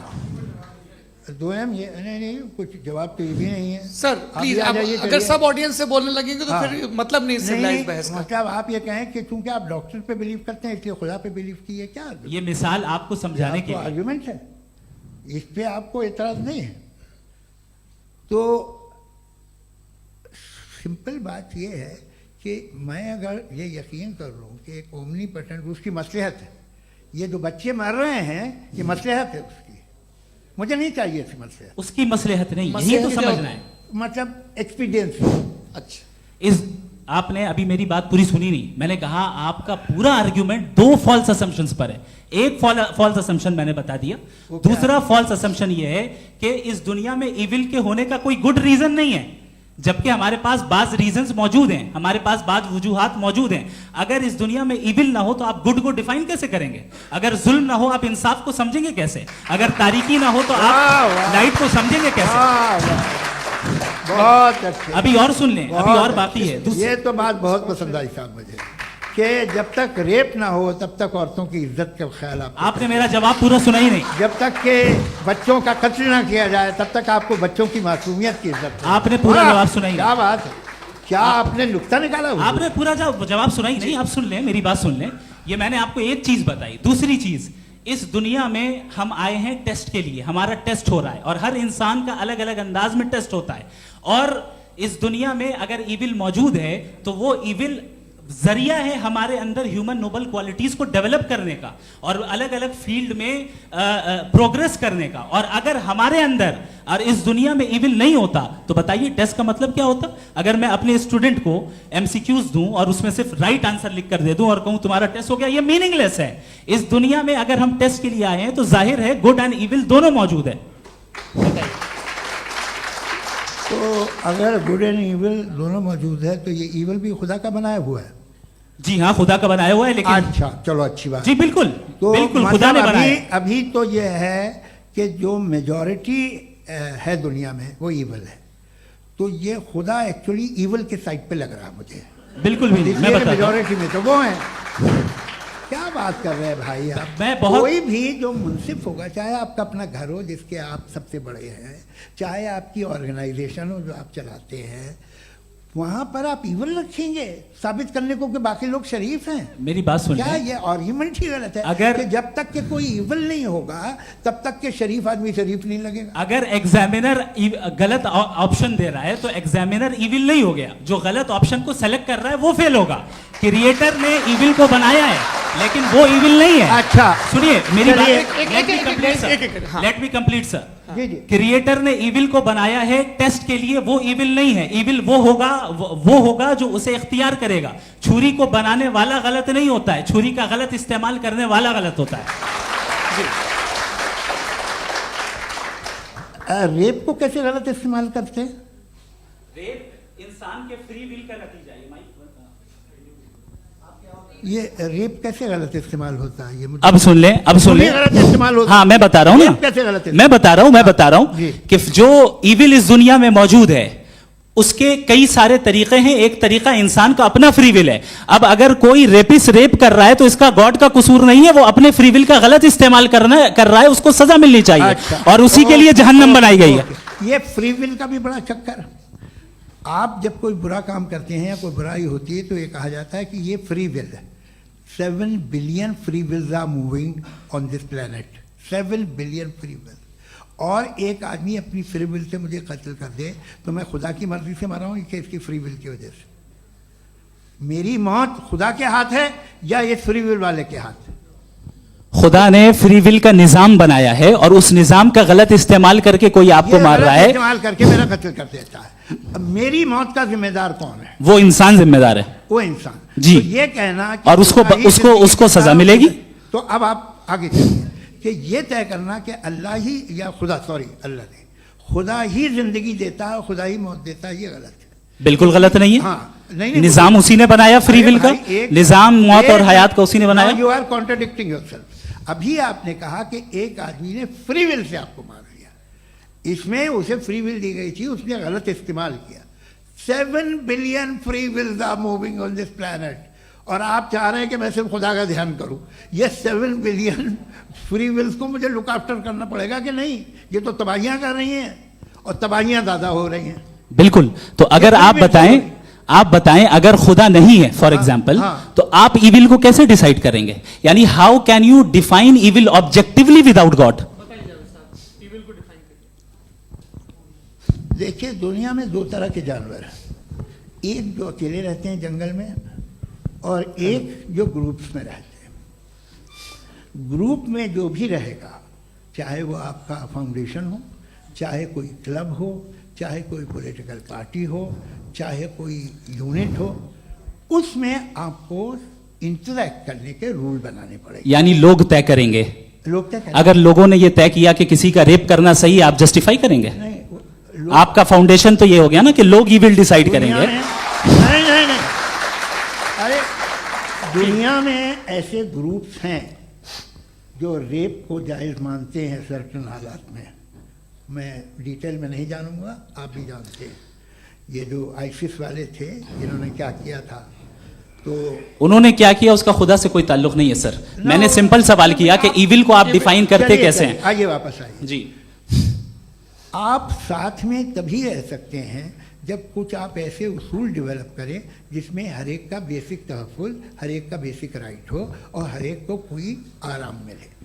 यही तरीक़ा है किसी भी ऑर्गेनाइजेशन जिसमें एक से ज़्यादा लोग हैं और वो ऐसे चलती है ज़िंदगी। उसमें अगर आप गड़बड़ करेंगे तो तबाही होगी, नुकसान होगा, बर्बादियाँ आएंगी। और अगर उसमें आप घर ले लीजिए ना, एक हस्बैंड है, एक वाइफ है, बच्चे हैं, वालदा भी हैं, 2 बहनें भी हैं, एक भाई भी है।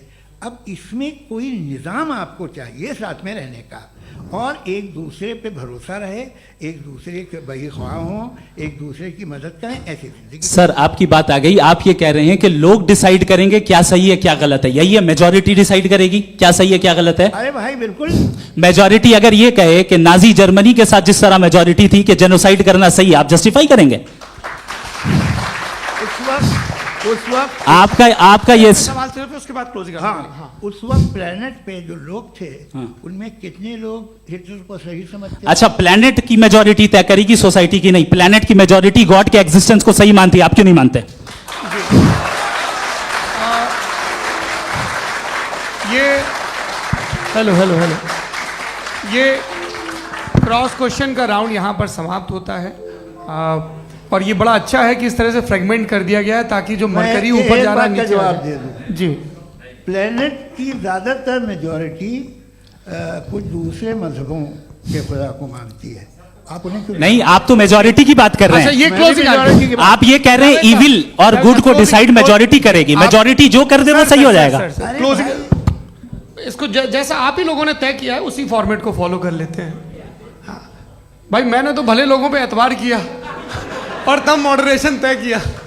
जी, आपके पास 5 मिनट का वक्त है, क्लोजिंग आर्ग्यूमेंट है, उसके बाद हम ऑडियंस से क्वेश्चन आंसर लेंगे जावेद साहब की क्लोजिंग आर्ग्यूमेंट के बाद। Okay, Your time starts now. बहुत शुक्रिया। जी। हमारा जो टॉपिक है डज गॉड एग्जिस्ट, मैं इस पे इतने एकेडमिक तैयारी करके आया था, मुझे था कि मैंने सोचा था कि कई सारे मैं आर्ग्यूमेंट्स दूंगा, लेकिन वक्त की भी किल्लत और जावेद साहब बार बार इधर उधर चले जा रहे थे तो उसको भी थोड़ा एंटरटेन करना पड़ गया। डज गॉड एग्जिस्ट पे मैं एक ही आर्ग्यूमेंट दे पाया। आर्ग्यूमेंट्स बहुत हैं और डेफिनेटिव आर्ग्यूमेंट्स हैं, और मेरे आर्ग्यूमेंट को किसी एक राउंड में भी इन्होंने एंटरटेन नहीं किया और रेफ्यूट नहीं किया। एक राउंड में भी नहीं, एक राउंड में भी नहीं। कौन सा? और ना ही अभी अभी आपका क्लोजिंग आर्ग्यूमेंट आएगा नहीं, वो उसमें। बता देना। Argument of contingency sir. अरे मैं आपसे कई बार कह चुका हूँ कंटीजेंसी का मतलब अब क्या मैं है? कैसे सर, समझाऊं please, आपको? please, और आपस में हाँ आप और please, कितने please, आसानी से समझाऊं मैं, मुझे तो नहीं समझ में आ रहा है। बस आप आप अपनी- sir, argument sir, of contingency Urdu में बोल सकते हैं। हाँ, आप अपनी बात पूरी कर लें जी। आखिरी 4 मिनट। दूसरी चीज, just a minute please ma'am, can I talk? दूसरी चीज ये है कि आपने एक तो इसका जवाब नहीं दिया, दूसरा आपने गॉड के ना होने पर कोई डेफिनेटिव आर्ग्यूमेंट नहीं दिया, सिर्फ मजहब पे बात कर रहे हैं आप। मजहब तो आज हमारा टॉपिक ही नहीं था। आज तो हमारा टॉपिक हो, आप मजहब से ले लेकर आईएस तक चले गए। भाई हमारा क्या ताल्लुक है उससे? We condemn them. और उसका गॉड से क्या ताल्लुक है? अगर कोई गलत काम कर रहा है, किसी ने किसी को कत्ल किया, किसी ने किसी का रेप किया, उसको सजा मिलनी चाहिए। और आपके पास कोई भी rational strong foundation of morality नहीं है। आपने कहा कि मेजॉरिटी तय करेगी सोसाइटी की, वो सही होगा। मैंने कहा हिटलर को फिर आप सही कहेंगे, नहीं नहीं नहीं नहीं, प्लैनेट की सोसाइटी की मेजॉरिटी तय करेगी। तो प्लैनेट की मेजॉरिटी गॉड की एग्जिस्टेंस को मानती है, आप कह रहे हैं ये रिलीजियस है। तो यानी आपके पास कोई स्ट्रॉन्ग फाउंडेशन नहीं है ऑब्जेक्टिव मोरालिटी का। ऑब्जेक्टिव मोरालिटी का अगर कोई फाउंडेशन है तो वो सिर्फ गॉड है, गॉड है, गॉड है। थैंक यू जी, ये मुफ्ती शमाइल नदवी साहब का क्लोजिंग आर्ग्यूमेंट था। अब हमारे पास जी ये बड़ा अच्छा है कि दोनों लोगों को मॉडरेटर से शिकायत भी और बोल रहे हैं भाई हमारी शाबाशी भी तो करते चलो। अब मेरी बात जी, आपके पास जावेद अख्तर साहब 5 मिनट का वक्त है, ये आपका क्लोजिंग आर्ग्यूमेंट है, टाइम रीसेट कर दें। जी देखिए, बहुत सारी बातें हैं। गॉड का डेफिनेशन दुनिया के किसी भी रिलीजन में है कि वो ओमनीपोटेंट है, ओमनीप्रेजेंट है, he is just, he is kind, he loves you and so on. मैं जब दुनिया देखता हूँ तो मुझे कोई ऐसा सुप्रीम पावर यहाँ दिखाई नहीं देती है जो इंसान की बहबूदी के लिए कुछ कर रही हो, कमज़ोर को बचा रही हो, मदद कर रही हो, जालिम को पीछे हटा रही हो। मैं नहीं देखा, तारीख़ में नहीं। एक तो अगर है और ये देख रहा है तमाशा, तो उसका होना न होना बराबर है। दोयम ये कि ये जो है, जब आप ये कहते हैं कि कायनात जिसकी कंटीजेंसी है, मैं देखिए वो लफ्ज़ इस्तेमाल किया मैं, तो ये कैसे हो सकती है भाई? और फौरन आप सरेंडर कर देते हैं कि जाहिर है कि इसका बनाने वाला तो इससे 10,000 गुना ज़्यादा कॉम्प्लिकेटेड होगा। उस पर आपके होने पे कोई इतराज़ नहीं है। उसे वो टाइमलेस है, वो पहले से था, टाइम तो बहुत बाद में आया। ये सब आप मानने को तैयार है जिसका आपके पास कोई सबूत नहीं, आपके पास कोई रीज़न नहीं। आपकी तारीख क्या है मजहबों की? बिलीफ की जो खुदाओं का बिलीफ है ये कॉन्स्टेंटली गलत साबित होता रहा है। मतलब आप कहें कि अरिस्टोटल के ज़माने में तो सब जाहिल थे, वो भी इतने ही यकीन से खुदा पे यकीन रखते थे जो अब नहीं रहा, ये भी नहीं रहेगा, आप लिख लीजिए। और इसके आसार आपको दुनिया में दिखाई देना शुरू हो चुके हैं। ये बहस क्या आज से 100 साल पहले इस तरह हो सकती थी? यहाँ तक तो आपको हम ले आए हैं। तो सर अरे इनको मदद की ज़रूरत नहीं भाई, ये सेल्फ सफिशिएंट आदमी है, आप क्यों इनकी मदद कर रहे हैं? Sir please. तो ये जो है तमाम बातें अपनी जगह हैं। ये एक पैकेज है। आप अकेले, कोई आदमी ऐसा नहीं जो सिर्फ गॉड को मानता हो, उसके साथ बहुत पैराफर्नेलिया आता है, अलग अलग पैराफर्नेलियाज आते हैं। They have always created chaos in the society. मैं तो आपको सीधा ऑफर देता हूँ कि दुनिया में 10 इम्पॉर्टेंट बिलीव्स हैं। आप 1 मानते हैं, 9 नहीं मानते, 9 में आप एथियस्ट हैं, 9 को आप बिल्कुल रीजनेबली मेरी तरह देखते हैं। तो 90 मजहबी आदमी भी 90% एथियस्ट है, वो दूसरे खुदा नहीं मानता, एक खुदा मानता है अपना वाला, बाकियों को कहता है गलत है। अगर आप मानना ही बंद कर दें तो आपका 10% चांस है कि आप सही हैं और 90% चांस है कि आप गलत हैं। मेरा मशवरा है आप मानना छोड़ दिए तो 50% चांस होगा कि आप सही हैं और 50% चांस होगा, 40% आप गेन करेंगे बाय बिकमिंग एन एथियस्ट।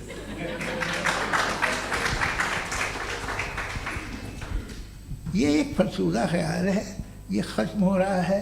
हो सकता है मेरी ज़िंदगी में ना हो, लेकिन ये हो जाएगा। जो बातें ये इनको आप मेटाफिजिकल ये वो ऐसे रिस्पेक्टेबल टर्म दे दिए, ये तो उन लोग के हैं जिन्हें ना फिजिक्स मालूम थी ना मेटा मालूम था, ये उन्होंने आपको दिए हैं। जी बहुत शुक्रिया आप दोनों लोगों का। और अब इस बातचीत का आखिरी राउंड शुरू होगा, डज गॉड एग्जिस्ट की ये बहस मुफ्ती शमाइल नदवी और जावेद अख्तर साहब के बीच। आप लोग अपने अपने हाथ ऊपर करेंगे, मैं यहाँ से तय करूँगा। और माइक हमारे पास है क्या? एक ही माइक है ऑडियंस के लिए? 2 माइक है, एक इस तरफ एक इस तरफ, ठीक है। तो जी सबसे पहले हमारी सहयोगी हैं मारिया शकील जी, पूछिए सवाल। थोड़ा सा रुकेंगे ताकि कैमरे का फ्रेम आप पर आ जाए, आपकी तो प्रैक्टिस है टीवी की। जी नदवी साहब, मैं खुदा को मानती हूँ, पहले मैं इसी प्रमाइस से शुरू कर रही हूँ और ये बता रही हूँ आपको, मैं मानती हूँ। लेकिन कुछ सवाल हैं जो जावेद साहब ने उठाया, उसका जवाब आपको देना चाहिए। पहला सवाल ये कि गज़ा में सालों से छोटे बच्चे मर रहे हैं, वो उनको, अगर खुदा मर्सीफुल है, हम मानते हैं कि अल्लाह ताला में बहुत ताकत है, तो वो बच्चे क्यों मर रहे हैं? दूसरी बात ये कि अगर कंटिजेंसी की जो आप बात करते हैं, पूरे मुस्लिम ममालिक मिल करके भी उन गज़ा के बच्चों को क्यों नहीं बचा पा रहे हैं? क्योंकि अगर वो चाहते, क्योंकि अल्लाह ताला उन पर हुकूमत करते हैं, सब पर हुकूमत करते हैं, तो वो उनको क्यों नहीं बचा? जी थैंक यू वेरी मच। बहुत अच्छा किया आपने इस चीज़ को जिक्र कर दिया, मैं इसको और अच्छे से एक्सप्लेन करने की कोशिश करता हूँ। देखें, जहाँ तक आपने कहा कि गज़ा के बच्चों को मारा जा रहा है, देखें 2 वर्ल्ड व्यू है, एक एथीस्टिक वर्ल्ड व्यू, एक थीस्टिक वर्ल्ड व्यू है। बच्चे मर रहे हैं दोनों वर्ल्ड व्यू में, लेकिन हमारा वर्ल्ड व्यू कह रहा है कि रिकॉम्पेंस है, ये कह रहे हैं कि उनका मरना बेकार जाने वाला है, कोई उसका रिकॉम्पेंस नहीं है, चूंकि इनके यहाँ आखिरत और अल्लाह का कोई तसव्वुर या गॉड का कोई तसव्वुर नहीं है। आपने ये सवाल किया कि गॉड मर्सीफुल है, क्यों नहीं रोकता? ये मैंने बताया कि ये मिसकंसेप्शन है लोगों के दरमियान कि गॉड को सिर्फ मर्सीफुल और ओमनीपोटेंट समझते हैं। गॉड के सिर्फ यही 2 एट्रीब्यूट्स नहीं हैं, गॉड के कई सारे एट्रीब्यूट्स हैं, उनमें से अल हकीम भी है, उनमें से ऑल वाइज भी है, ऑल नोइंग भी है। लिहाजा अगर इस दुनिया में किसी को तकलीफ आ रही है और गॉड उसको नहीं रोक रहा है, वो इसलिए नहीं रोक रहा है चूंकि इंसानों को फ्री विल दिया गया है।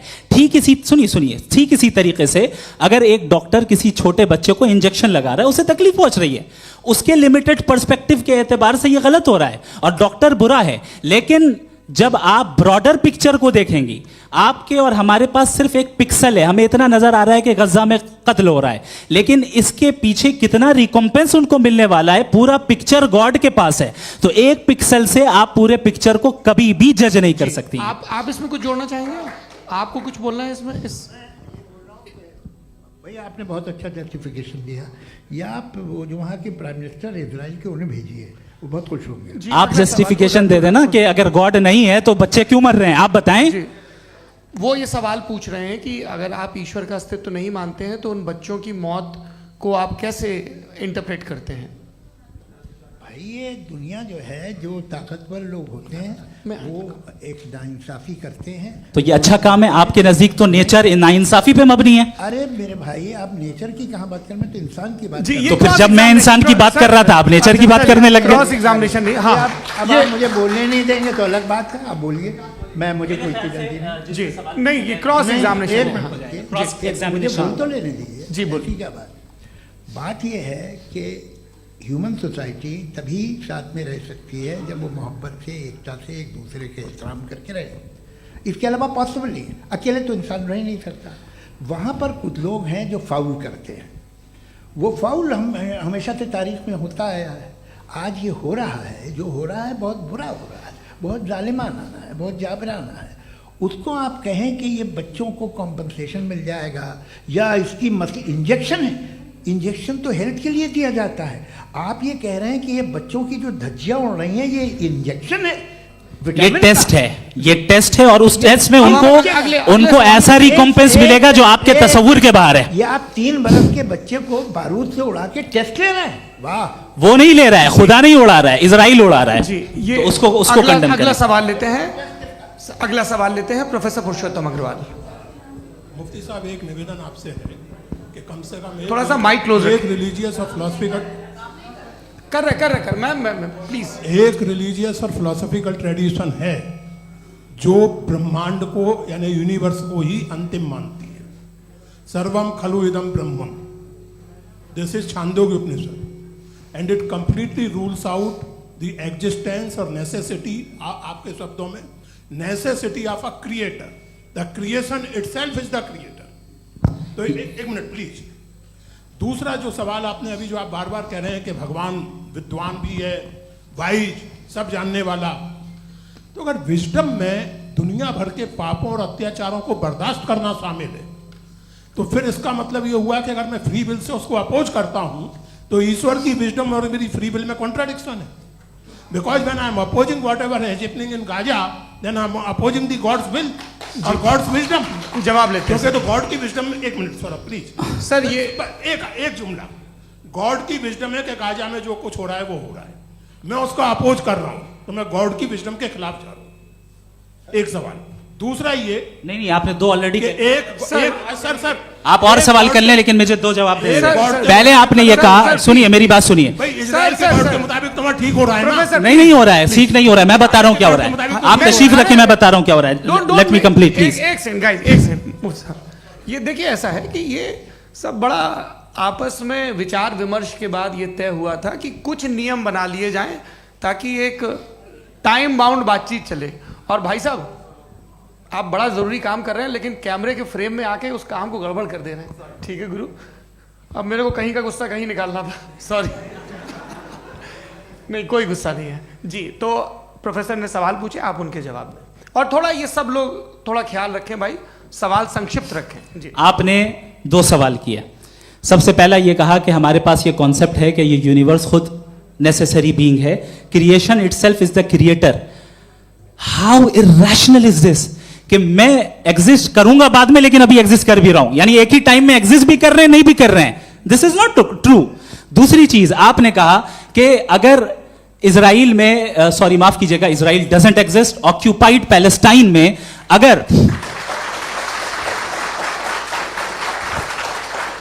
अगर ऑक्यूपाइड पैलेस्टाइन में बच्चों को मारा जा रहा है फ्री विल की वजह से और गॉड नहीं रोक रहा, ये कॉन्ट्रडिक्शन है। ये बताइए कि एक एग्जाम में एक बच्चा गलत आंसर लिख रहा है, सुनिए, एग्जामिनर चाहे तो रोक सकता है, क्यों नहीं रोक रहा है?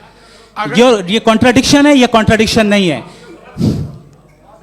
माइक नहीं सर, ये आपस में जी, ये क्या आपका सवाल? माइक दीजिए। फ्री विल दिया गया है टेस्ट के लिए, अकाउंटेबिलिटी के लिए। अगर फ्री विल नहीं होता तो आप कहते हैं हमें रोबोट बना दिया गया। नॉट मिसरिप्रेजेंट माय पोजीशन, आपकी जो भी पोजीशन, मैं अपनी फ्री विल के नाते, अपने ह्यूमन विजडम के नाते गाजा में हो रही अत्याचार का विरोध करता हूँ। बिल्कुल करना चाहिए। आपके हिसाब से मैं गॉड की विजडम का विरोध कर रहा हूँ? बिल्कुल नहीं, समाज हो रहा है गॉड की बिल्कुल भी नहीं, बोलेगा। बिल्कुल भी नहीं। उसका वहां पर गाजा में कत्ल होना ये इंसानों के गलत इस्तेमाल का नतीजा है, फ्री विल के इस्तेमाल का नतीजा है। गॉड इसका हुक्म नहीं देता, उससे रोकता है। भाई- यही तो मसला है ना, आपके लिए कॉन्सेप्ट क्लियर नहीं नहीं भाई, आपने तो बताया था इंजेक्शन लगाने से बच्चे को तकलीफ होती है, ये इंजेक्शन लगा। सर, आप ऐसे रेटोरिक स्टेटमेंट दे तब तो कोई नहीं, मसला नहीं आपने समझते बोला कि रहेंगे। Injection this is a rhetoric statement, this is not a logical argument sir. I am sorry, I am sorry. आखिरी 30 मिनट बड़े मुश्किल होने वाले हैं। जी, मुफ्ती साहब आगे बैठे हैं, इनको माइक दीजिए।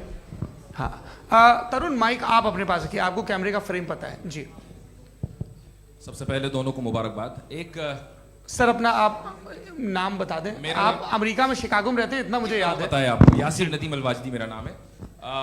जावेद सर, आपसे एक क्वेश्चन है इन्फिनिट रिग्रेस के ताल्लुक से। एक हाइपोथेटिकल सिनेरियो है, मसलन अगर आप सर माइक थोड़ा सा प्लीज क्लोज रखिए। ओके। जी, अगर आप शायर इसलिए हैं कि आपके कोई उस्ताद शायर थे, और वो इसलिए शायर थे कि उनके कोई उस्ताद शायर थे, और इसी तरीके से हम माजी में पीछे चलते चलते चले जाएं और कहीं ना रुके, तो माफ कीजिएगा आप कभी शायर नहीं हो सकते। लेकिन आप शायर हैं, आपका शायर एग्जिस्ट करता है, इसका मतलब ये है कि आप कहीं ना कहीं रुके हैं। तो मेरा सवाल ये है कि क्या आप इन्फिनिट रिग्रेस ऑफ कॉजेस को लॉजिकल फैलेसी मानते हैं या नहीं मानते?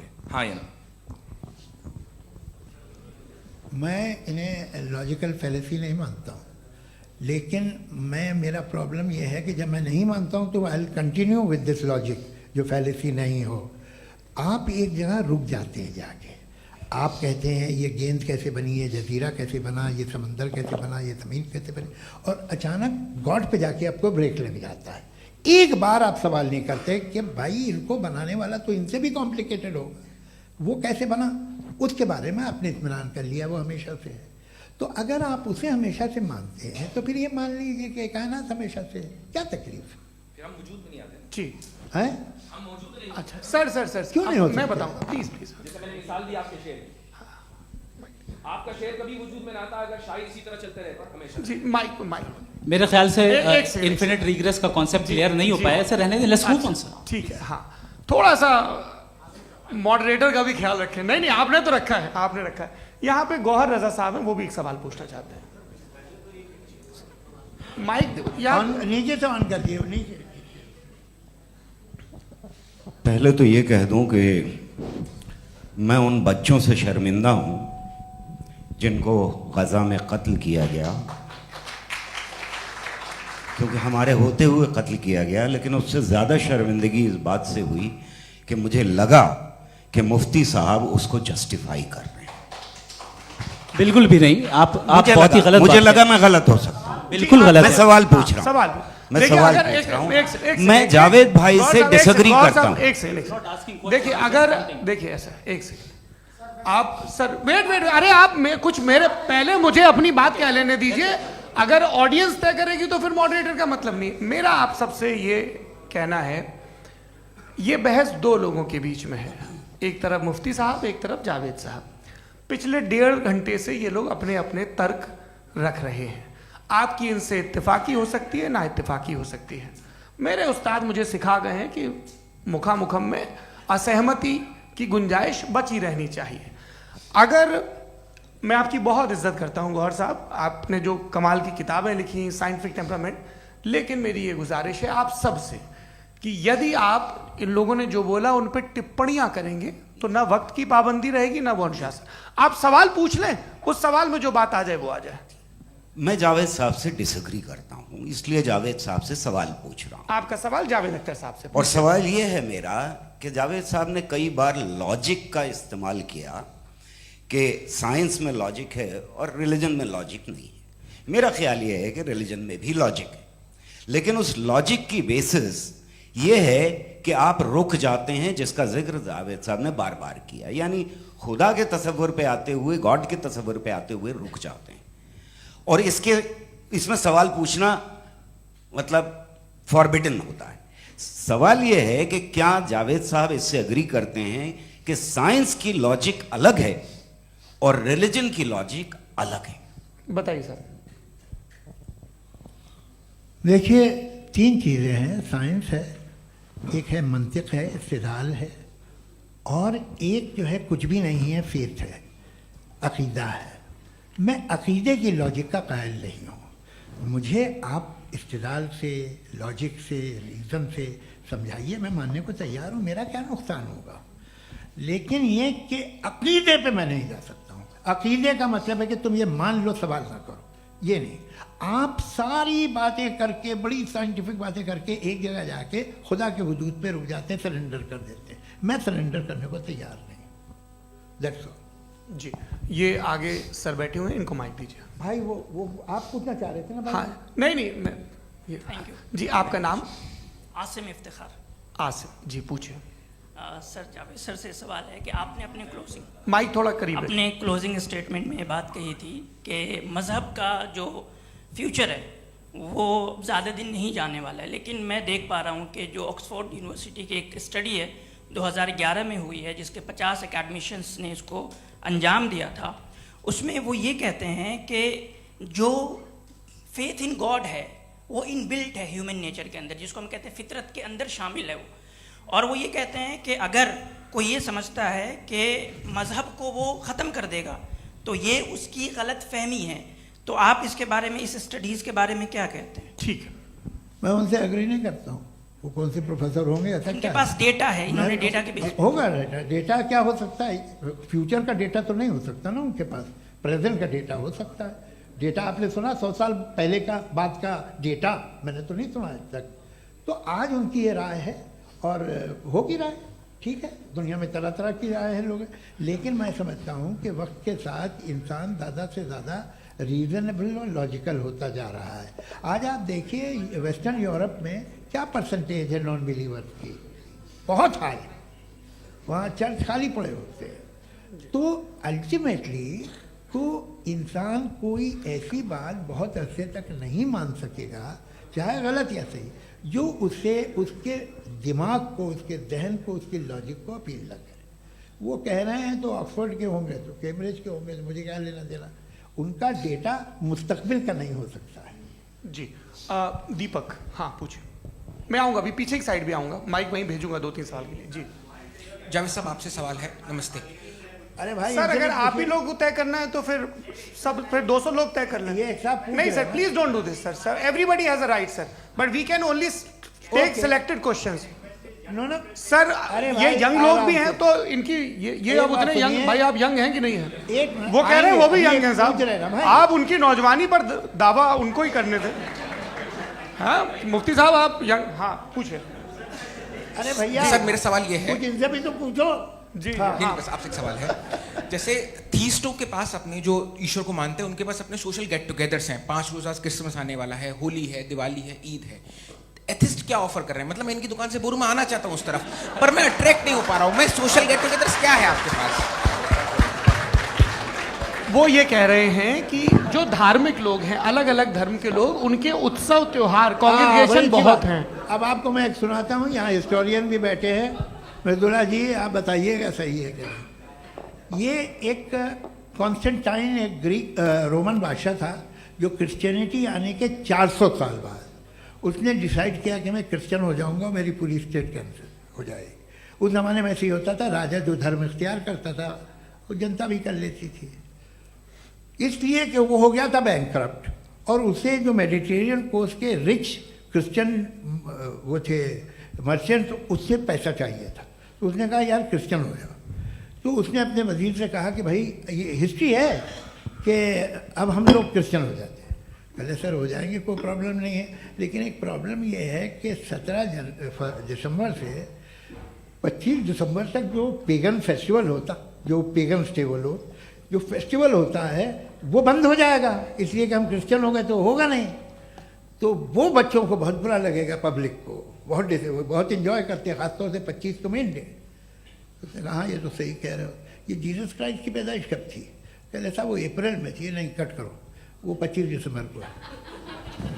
यह हकीकत है जी। और 400 साल बाद क्रिश्चियनिटी के अप्रैल से दिसंबर ले आए, और इसलिए कि यहाँ पेगन फेस्टिवल होता था। अब मनाते हैं आप आराम से। ये जो सारे फेस्टिवल हैं ये रिलीजन से, हर एक को एक इंटरटेनमेंट डिपार्टमेंट चाहिए होता है अपनी कंपनी चलाने के लिए। तो ये रिलीजन नहीं, ये सेकुलर त्योहार थे जिन्हें रिलीजन्स ने ले लिया है। ये मौसम के थे, फसलों के थे, किसानों के थे, उसको आपने लेके रिलीजियस रंग दे दिया। ये कोई रिलीजन से थोड़ी आए हैं आप। अच्छा हमें देखिए, हम तो मुल्द हैं, हम ईद मनाते हैं, हम दिवाली मनाते हैं, हम होली मनाते हैं, हम क्रिसमस मनाते हैं। बम्बई की फिल्म इंडस्ट्री की सबसे बड़ी होली हमारे घर में, सबसे बड़ी ईद हमारे घर में। वो हमारी सोशल वो है, हमारा हेरिटेज है। ऐसा थोड़ी है कि we will throw the baby along with the water. ये तो अच्छी चीज़ है, इन्हें रखो, जो बेकार है फेंक दो। जी हाँ। हेलो जी, मेरा सवाल नादवी जी से है।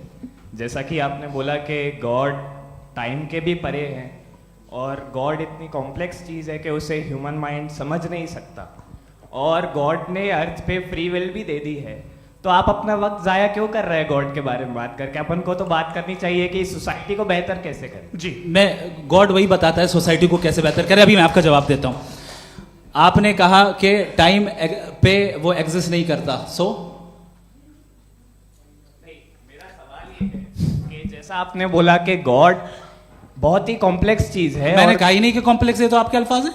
कॉम्प्लेक्स का लफ्ज गॉड के लिए सुइटेबल नहीं है। क्यों? क्योंकि कॉम्प्लेक्स वो चीजें होती हैं जो ऑब्जेक्ट हो। God is not an object जिसको आप इंस्ट्रूमेंट के जरिए लेबोरेटरी में जाके टेस्ट करें, oh it's very complex. No, वो कोई कार का इंजन नहीं है। मेरा वो फिलोसॉफिकली नेसेसरी बीइंग ऐसी बीइंग है जो सिंपल बीइंग है। हाँ, आप उसको मुकम्मल तौर पे उसकी तमाम हिकमतों को जान ले और हर चीज को जान ले, ये पॉसिबल नहीं है, क्योंकि वो ऑल वाइज है, आप ऑल वाइज नहीं है, और वो खुदा है, वो आपको सारी चीजें बता दे, ये जरूरी नहीं। मेरा सवाल ये नहीं था। मेरा सवाल ये था कि जब गॉड इतना परे है इस दुनिया से कि उसने अर्थ पे फ्री विल भी दी है, हम सब ह्यूमंस की फ्री विल है, और जो सोसाइटी में हो रहा है वो अपन लोग डिसाइड करेंगे, तो अपन लोग डिसाइड नहीं करेंगे ना, अपन लोग डिसाइड नहीं करेंगे। गॉड जो है, गॉड ने वो उसकी जात, उसकी एग्जिस्टेंस टाइम एंड स्पेस से परे है, लेकिन वो हमारा टेस्ट ले रहा है और उसी गॉड ने हमें बताया कि तुम्हें क्या करना है क्या नहीं करना है, तो जाहिर है उस गॉड की बात सुनेंगे ना हम। जी, वो पीछे एक चश्मा लगाए जो मैम खड़ी हैं, उनको दीजिए। हाँ आप जी जी बिल्कुल आएंगे। देखिए मैं कोशिश कर रहा हूँ सब तरफ जाने की। हाँ उनको दीजिए माइक। जी हेलो सर, मैं ओमनी प्रेजेंट नहीं हूँ, टाइम पाबंद हूँ और जहां तक कोशिश कर सकता हूँ करूंगा। जी अपना नाम बताइए। मेरा नाम उर्सुला है, मैं दिल्ली यूनिवर्सिटी की एक स्टूडेंट हूँ और मैं स्टूडेंट फेडरेशन ऑफ इंडिया से हूँ। मेरा सवाल मुफ्ती जी से है कि इस हॉल के इस कमरे में बैठ के हम लोग रेप की मोरालिटी के बारे में फिलोसफिकली बात तो कर सकते हैं, बट असलियत ये है कि रोज़मर्रा की ज़िंदगी में औरतें रेप के थ्रू गुजरती हैं, और हम लोग सिर्फ नंबर्स पे इस तरह नहीं देख सकते, क्योंकि कितनी औरतें हैं इन कंट्रीज़ में जहाँ पे आप बता रहे हैं कि केसेस कम हैं, जिनका एक्सेस है कि वो जाके केस फाइल कर सकें। कितनी औरतें हैं जो जिनको काम करने की आज़ादी है उन कंट्रीज़ में। यूरोप में ये आज़ादी आ गई, यूरोप में ये रूल्स आ गए, तो हम आज उसके बारे में बात कर पा रहे हैं। जी जवाब। आपने ये कहा कि कमरे में बंद होकर हम लोग इस पर फिलोसफिकली बात कर सकते हैं, लेकिन हकीकत में क्या हो रहा है, वो ग्राउंड लेवल पे क्या हो रहा है जो बहुत गलत हो रहा है, और वो सफ़र कर रही हैं। आई अग्री, बहुत गलत हो रहा है, और जो गलत हो रहा है उसको हमें रोकना है। और क्यों रोकना है, वो गलत क्यों है, हमारे पास इसका ऑब्जेक्टिव फाउंडेशन है, इनके पास उसका ऑब्जेक्टिव फाउंडेशन नहीं है। मैं ये कहना चाह रहा हूं कि जहां पे भी जुल्म हो रहा है, जहां पे भी औरत पे जुल्म हो रहा है, या उसकी इज्जत लूटी जा रही है, या उसे तकलीफ पहुंचाई जा रही है, और सिर्फ औरत नहीं, किसी इंसान के ऊपर भी जुल्म हो रहा है, तो उसके खिलाफ खड़ा होना, ये मॉरलिटी हमारे पास गॉड के पास से आई है। वरना जावेद साहब तो कह रहे हैं कि जो है मेजॉरिटी डिसाइड करेगी, तो मेजॉरिटी तो कभी भी बदल सकती है। क्या आप हाँ। ये थोड़ी सी आपको गलतफहमी है। मैं अगर मेरे जुमले से ये मदना निकला या मैंने कहा, तो ये जुमला मैं वापस लेता हूँ। ये मेरा मतलब ही नहीं था कि मेजॉरिटी डिसाइड करेंगे। मेजॉरिटी डिसाइड करे तो दुनिया में बड़ी, वैसे आपने कहा था ये जुमला। अच्छा हो सकता है, मैं मान रहा हूँ, बाद में रिकैप कर लेंगे। अरे एक सेकंड, मैं अपनी एक्सप्लेनेशन देता हूँ। मुनासिब बात यह है कि हम सब के सब दिल में जानते हैं कि क्या अच्छा है क्या बुरा है, हमें पता है अच्छी तरह से। जो लोग बुरे काम करते हैं उन्हें भी मालूम अच्छा क्या है। यही तो सवाल था हजरत कि फिर ये मोरालिटी आई कहाँ से? Cross examination. हाँ जी हाँ। मोरालिटी साथ रहने की डिजायर से आई है। यानी साथ रहकर जो कुछ कह दे, जो कुछ कर दे, वो हो जाएगा? नहीं नहीं, तो आप कायदे से रह ही कर सकते हैं जब तक लोगों में मोरालिटी हो, वरना क्यास हो जाएगा। ये आपको कैसे पता? जी, हमने देखा ना जहाँ मोरालिटी का क्यास हो गया, हम देखते हैं। कहाँ पे देखते भाई हैं? दुनिया में आप जो कह रहे हैं, आप कहीं पे अगर गलत हो रहा है इस बहस तो के उसको बाद आप मैं गलत देखिए। आप सर मुफ्ती आप साहब, एपिस्टेमोलॉजी की बात कर रहे हैं, मैं ऑन्टोलॉजी की बात कर रहा हूँ। मैं इस बहस फाउंडेशन के बाद क्या आप दोनों लोगों को चाय पे फाउंडेशन होस्ट करूंगा, वहां पे क्रॉस एग्जामिनेशन कर लीजिएगा। अभी ऑडियंस का हक मार रहे हैं आप लोग भाई, सर जस्ट लोग हैं आप लोग। और ये भाई ये हाँ, बच्चे उधर आएंगे, उधर इनको आएंगे। भी। जी सर आएंगे अच्छा सर मेरा नाम लईकुर रहमान है और मैं अलीगढ़ मुस्लिम यूनिवर्सिटी का स्टूडेंट हूँ। और जहाँ तक मुझे पता है कि sir you are also product of Aligarh Muslim University. मैं भी उसी चमन का बुलबुल। हाँ सर, तो बहुत खुशी हुई मुझे जान करके कि मैं आपसे मिलूंगा। सवाल सर मेरा सवाल ये है, सर सैयद अलैहि रहमा का नज़रिया ये था कि खुदा के वजूद को अक़ल के दायरे में रह कर के तलाश करना, न कि पूरी तौर से उसका इनकार कर देना। Sir how will you define it? नहीं तो ये तो आप इन्हें बताइए। ये सवाल आपसे खुदा का वजूद साबित कर रहे हैं। तो सर आपने इनकार कर रखा है, इस वजह से मेरा क्वेश्चन उन्होंने यही सर से एक सेकंड, सर सैयद ने यही कहा ना कि अक्ल से आप खुदा के वजूद को साबित नहीं कर सकते, यही कहा ना भाई। वो उन्होंने कहा कर सकते हैं और वो कर दिया गया आज। वो फोन दो। तलाश करना या साबित करना अक्ल से अक्ल से नहीं हो सकता। अरे सवाल तो सुन लीजिए जी। अक्ल से नहीं हो सकता है, यही कहा ना आपने। अक्ल से हो सकता है। अरे वो यही कह रहे हैं भाई, आप बता रहे हो सकता है, वो तो कुछ और। आप अगर सर देखो नौजवान फोन ले लो, वो इतनी कमाल की यूनिवर्सिटी है। अरे भाई दे दो उन्हें जरा, एक मिनट दे दो भाई, मेरी बात सुनो, माइक पे बोलो ताकि जो लाखों लोग देख रहे हैं। माइक दे दो ना। अरे देंगे ना माइक, तुम ठहरो तो। हाँ सर मेरा सवाल ये था कि सर सैयद अलैहि रहमा का एक नज़रिया था अपना कि खुदा का जो वजूद है उसको अक़ल के दायरे में रह कर के तलाश करना है, न कि पूरे तौर से इनकार कर देना है। ये उनका कॉन्सेप्ट था। लेकिन मेरा सवाल ये है कि आप इसको कैसे डिफाइन करते हैं, एक्सप्लेन कैसे करेंगे, मैं आपसे जानना चाहता हूँ, क्योंकि you are the product of Aligarh Muslim University. मुझे अक़ल के दायरे में रखे मैंने बहुत तलाश की, मुझे मिला नहीं। हाँ ये इधर उधर वो चश्मा लगाए जो, हाँ उनको दे दीजिए। जी जी फटाफट पूछिए, बस 5 मिनट है, 5 मिनट में खत्म हो रहा है। हाँ अस्सलाम वालेकुम मुफ्ती साहब। एंड मेरा सवाल जावेद अख्तर साहब से। क्या नाम है आपका? अरे भैया सब मुझे पूछ रहे हो। फैज पूछिए फैज साहब। तो मेरा सवाल ये है कि अभी जो एथियस्ट है वो problem of evil argument use कर रहे हैं अगेंस्ट मुस्लिम्स, राइट? कि इस दुनिया में इतना सारा इविल है और अगेंस्ट मुस्लिम तो यहाँ अगेंस्ट थियस्ट। हाँ थोड़ा सा करेक्ट कर लीजिए भाई। पूरी मशक्कत ही इसी बात की थी कि किसी एक मजहब पे बात ना टिके। जी तो बेसिकली ये आर्गुमेंट ऐसा है कि इस दुनिया में इतना ज़्यादा ईवल एग्जिस्ट करता है और अगर एक ऑल गुड गॉड है तो वो रोकता क्यों नहीं है? लेकिन इस सवाल में एक हिडन अजम्पशन ये है कि इस दुनिया में ईवल एग्जिस्ट करता है। अब एथियस्ट ये कैसे ऑन्टोलॉजिकली प्रूव कर सकते हैं कि इस दुनिया में ईवल एग्जिस्ट करता है? मैं आपको बताता हूँ, थोड़ा सा समझा। नहीं सर हम लोग इनको सुनने आए। नहीं please don't do that. I want to explain ontologically. नहीं हम समझ गए सर, इनको अब जवाब देने दीजिए। अच्छा सवाल पूछ लो। मैं अभी तक क्या था वो मैं थोड़ा सा ऐड ऑन कर लेता हूँ। तुम गुरु, तो हम जब इसका राउंड 13 करेंगे ना तब तुमको स्टेज पे बिठाएंगे। जी तो हाँ जल्दी से। तो देखिए एथियज्म के हिसाब से सब कुछ रैंडमली बन गया है, सब कुछ एटम्स और मॉलिक्यूल्स है। एक पत्थर में और मुझ में सिर्फ इतना फर्क है कि हम लोग एटम्स और मॉलिक्यूल्स का अलग अलग रीअरेंजमेंट है। अब एक पत्थर को कोई इंसान तलवार से 2 टुकड़ों में काट दे या मुझे, according to atheism it is same. There is no evil and good according to atheism. जी अच्छा फैज साहब का सवाल ये है कि हाँ कोशिश भी करते तो इससे गलत सवाल नहीं कर पाते। एक लाइफ फॉर्म है और लाइफ फॉर्म में फीलिंग्स हैं, मतलब लाइफ फॉर्म सुनता है, देखता है, टेस्ट कर सकता है, फील कर सकता है। तो उसकी जो ये जो क्वालिटी इस बबल में आ गई है वो जानवर में भी है, इंसान में भी है। तो जाहिर है कि उसे कोई तकलीफ पहुंचेगी, तो चूंकि उसके पास वो सेंसिटिविटी है तो मैं करेगा। पत्थर में वो सेंसिटिविटी नहीं है।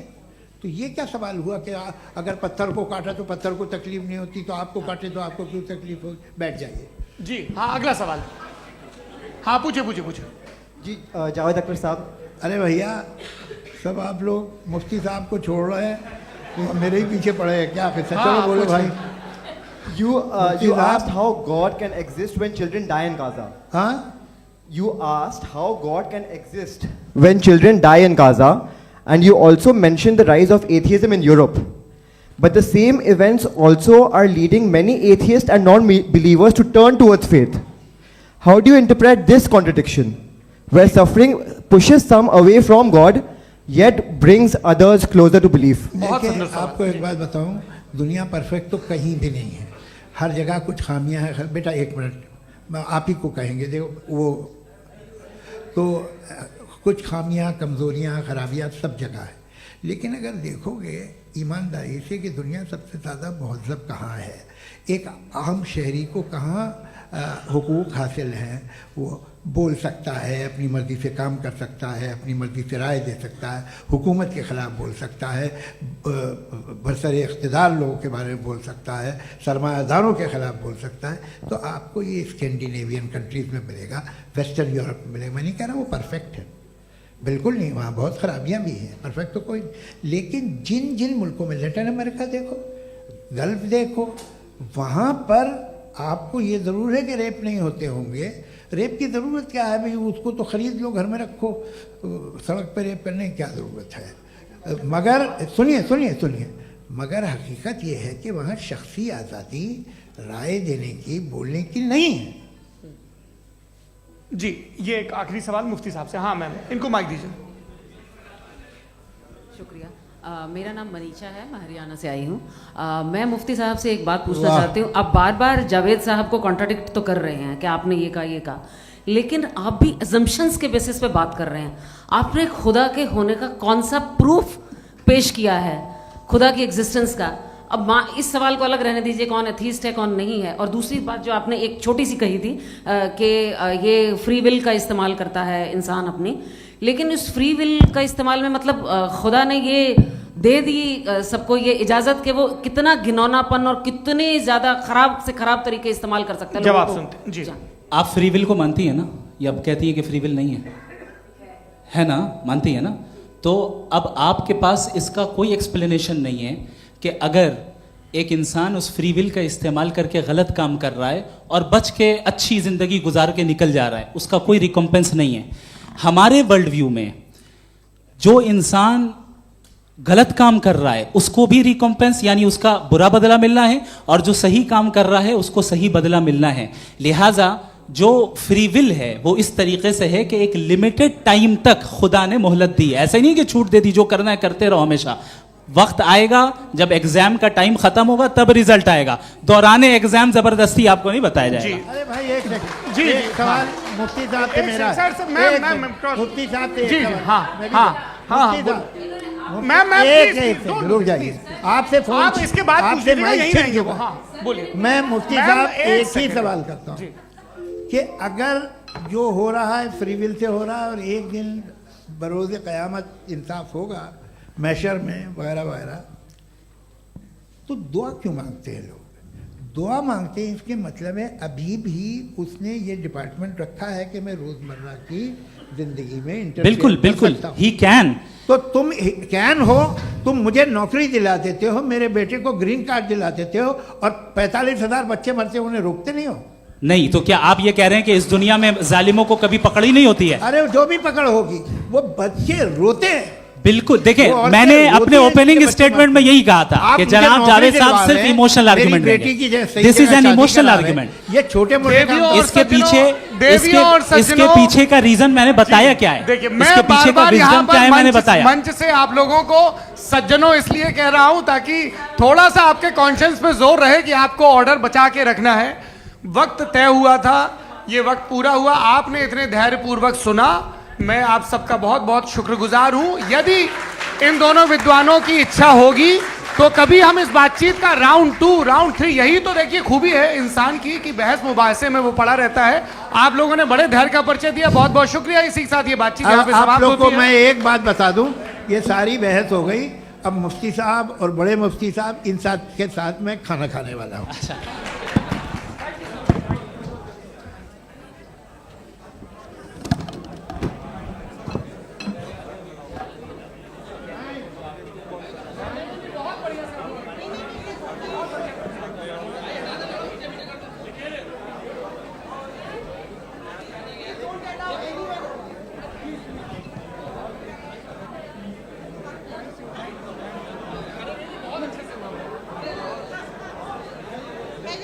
आप